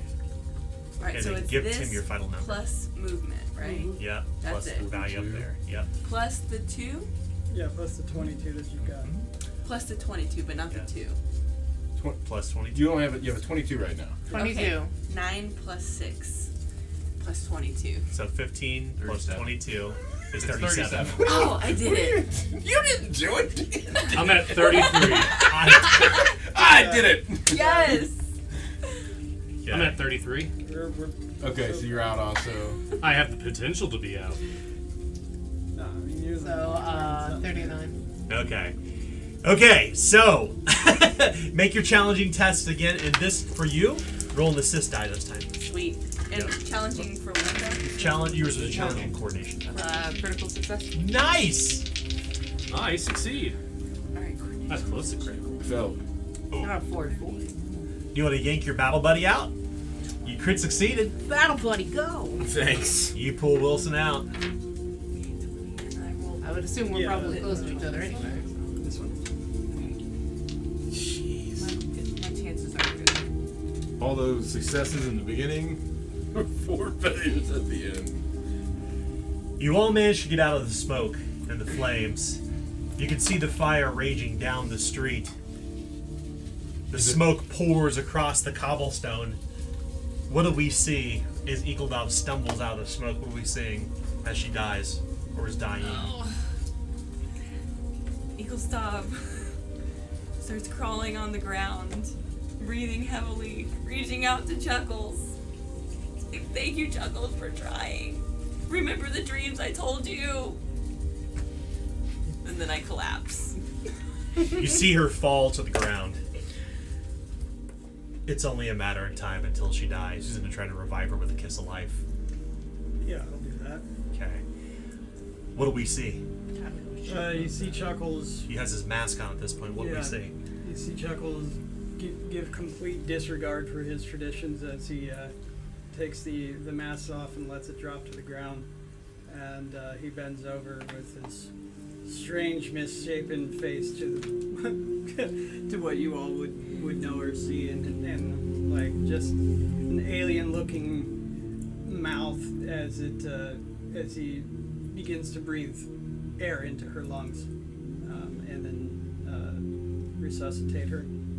He moves his hands to the reins of Ravania. Mm-hmm. He's pumping on her chest, starts blowing her up. So, the first minute, trivial Staying alive. heal test. Okay. You're No. incapacitated. Okay, so I don't do anything right now. No, but you do gain 6 more corruption. Yeah. I'm gonna be real corrupt over this. 88%. 73 will succeed. Nice. Well, she's not dead, Jim. Oh. So the way that a kiss of life Chuckles. works is every minute that you are unconscious, the more difficult it becomes. It goes from trivial to easy to routine all the way to arduous at 7 minutes or more. But if he hadn't succeeded within 2 minutes, she'd be dead regardless.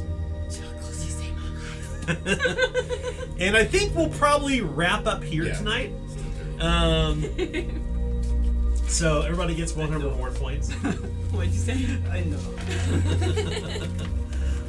Saved you. Love it. So 100 reward points, and I think there's a fucking ton of corruption tonight. There was a ton. Oh my gosh. Yeah, just Yeah. a bit. I think Move up or? no, you will next session though. That's what I thought. Yeah. So, just out of curiosity, what's the corruption values tonight? 5. 6. 13. 3. Oh god. 24. Holy shit! So you move up no matter what. You move up 2 steps no matter what. Okay, well And now then I'm maxed out, so I need a drawback. Or Oh my gosh. So I not only do I gain a drawback, but then I also go to 3 on my new corruption tracker. No, you should. One moment. No? Okay. No. So here's how it works. You have how much corruption? 24. Okay. So you automatically go up 2 ranks no matter what, and then you have 4 corruption remaining when we roll against the 4. Oh, okay, so But it looks like you're getting a new drawback. yes. Oh god. What were you at on corruption tracker before this? 9. Okay, so yeah. Look at Yeah, that. one Least now. amount of corruption. Yeah. So now I'm at 1, but then I Yeah, took the that's thing. I took the thing earlier, so I've got it So you're at always 2. 1. So I'm Yeah. at So 2. you're actually at 2. You could be at 3 tonight. I see. We'll see when we roll corruption. Oh gosh, because you have 4 remaining. Anybody else? So who else went up? I had 1 10. step. Oh gosh. Wow. Yeah, I was at 13, so. But that was a good sacrifice of fate tonight, by the way. That was a good thing. I think it was too. Killing Harkness. Yeah. That was cool. Like, so let's roll. So the remaining corruption you have, the roll for tonight is 1. So yeah, you got another one. So everybody's corrupt. Yeah, then I got it. All Too right. many The corruption. one I time, have a 10, right? so I only Where get you, 1. where you at on the? Ah. Just like anybody hit 10 chaos ranks tonight besides Sarah? I'm at 9. I'm at 9. Oh no! I'm at 7. Yumi. Remember, you don't reset your order ranks if you do happen to go over. You keep those. Yeah, So- I'm at 9, which is why martyrdom keeps kicking in. Oh yeah. Oh man.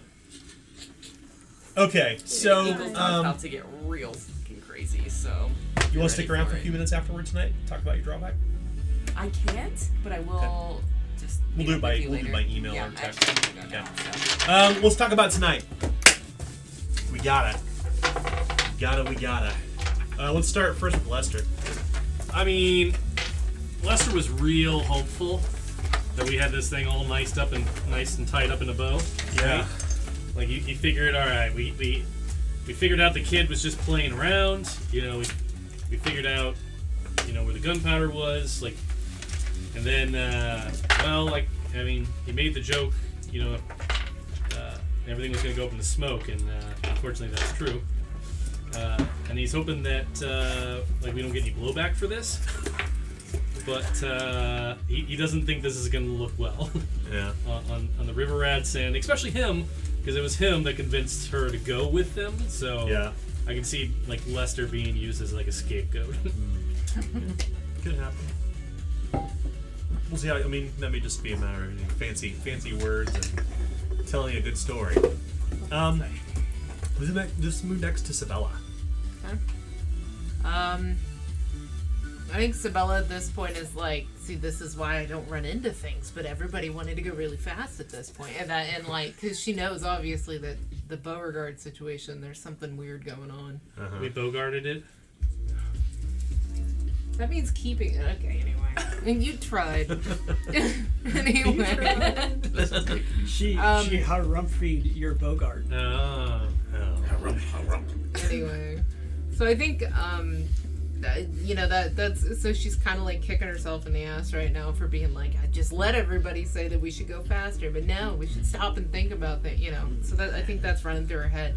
And then on the other hand, also, running from a fire, she probably is calling back to her dooming, because her dooming is actually you will burn brightly and be snuffed out.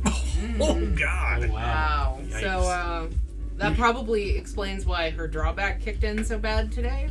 If you wanted to go thematically. What's her drawback? Lily-livered. Oh, that's right. So fail, stressed, fear, or terror, and you get -3 initiative and -3 movement until you sleep. Oh, that's right. Oh man. So that probably factored in a lot of what happened tonight with her. And then, like I said, she's on the cusp of going over on corruption, and her chaos alignment's martyrdom. So at this point, she's like, I gotta stay back and make sure everyone's all right.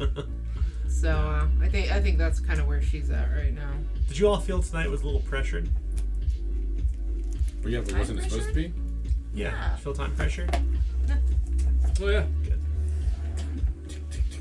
So, little insight tonight. I tried to extend my descriptions out to extend the game session to ensure these decisions were made toward the end of the night, just to kind of see if I could put some external pressure on decision making. I'm actually really impressed with how quickly you all moved through this specific part of the game. I said it last week too. Like, this went fairly swiftly, and I think it's interesting, the idea of like a ticking clock mechanism. It definitely went swiftly To push things I like the forward. ticking clock thing. I thought that was fun. Yeah. Rash decisions are always fun. Yeah, I mean, fun things happen out of it. They're memorable, right? Oh, I'm fine with it. It's just Sabella's not. What about Wilson? I'm A-okay. We did what we could. Yeah. We tried everything we could. We rushed over here. Mm-hmm. I mean, we killed some kids. No kids died. I mean, Well, to Kay's point, I mean, they weren't necessarily children, Right. but it does speak to, once again, like what happens when you have these people who are Well, now that we know that they were probably drugged or sorcerized or whatever she does. take desperate people, put them in a desperate situation, and pit them against like people who they think clearly are against them, which, let's be clear, they are, right? This is about class warfare, Right. but with weird magic. So yeah. What about Chuckles? Chuckles is starting to remember more and more as she tells him her dreams. Yeah. And he kind of externally is dismissing them, but internally he's starting to remember the amount of like sheer and utter hatred that he has for what had happened. He had a little bit of a memory loss from when he was originally collared and had the mask put on him, and as it's coming back, he's starting to just really get fed up with this people that are all about just wanton like disregard for the consequences of everything. And so he's starting to be a little bit of his like jokey self. It's all a big joke. Yeah, he's Gallows humor. yeah, he's not really looking for the peaceful or the fair way anymore, because he's remembering that his people did not get the fair shake of everything. The thing though about the Siabra too is they have very short lives. much shorter than mechanically, much shorter than humans. So but their memories are long. Mostly apocryphal stories. So yeah, that's an interesting kind of way to look at the kind of experiences she's having. What about Eaglestaff? Eaglestaff, she's had a slow descent into madness, and this is going to take her even farther down that path. She's, but the kindness that she was shown by Chuckles, it was, I think, something that will keep her balanced and let her realize that her world isn't just complete chaos. So, where she'll go from here will likely be just a constant battle between losing her sanity and keeping it. Our hijinks relationship, etc., reminds me of the show The Blacklist with Raymond Reddington and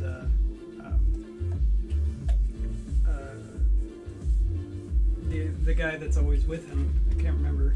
It's been a while, but yeah, essentially there's a guy that's always with him, making sure that he comes out of situations all right. I've never seen it. I don't know if anybody here has seen it. Better jump out. All right. I've seen it. I don't remember the. And last but not least, Hiram. There's a lot riding on Hiram these past 2 sessions. Yeah. And I think just the failure is just getting to him. Like, despite the fact that, he thought he had this, it's like, did he really think that? Because maybe in the back of his mind he wanted to see this blow up. Maybe he bought into the class warfare thing. Maybe he kind of wanted these people to succeed. And I think he's having a hard time squaring the circle there. And he's kind of looking at his companions and thinking, like, who is his friend? Who's his friend here?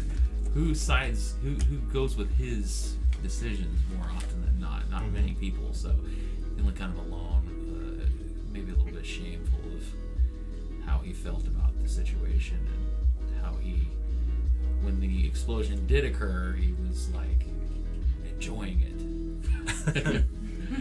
So I think that he's gonna have a hard time getting past that. Yeah. Kind of part of the reason why he'd gain a chaos rank, narratively. So yeah, probably a lot of drinking in his future. Yeah, I think there's gonna be an interesting fallout for all of this specific quote quest line, because it could have went a lot of different ways. It's unfortunate that you had touched the sycamore symbol with your staff at the time, because I think that if Eaglestaff was a lot awake, you may have made some different decisions to like kind of figure out that was not Beauregard. But your intuition on it, though, like when you kind of started to pick up on that, like something was clearly amiss, like I'd have hit the nail on the head. Like something is clearly wrong here. So I hope that the surprise was kind of interesting, not just him like, haha, I'm here, I escaped. But we'll see what happens next game session. There's clearly still a lot more going on. You kind of left all your troubles behind you to rush here to save everybody. Unfortunately, nobody important among the Noble Council died. How extensive the damage is to this place is unknown, but it's going to be day 50 next week of the Eternal Night. So, cool. Well, we'll play again next week. The explosive conclusion. Denbei. Denbei. That's his name. Denbei. Okay. Cool. All right, next week. See ya. Yeah, it is. Bye. Yep. Good night. Bye. Bye. Bye. Bye. Bye.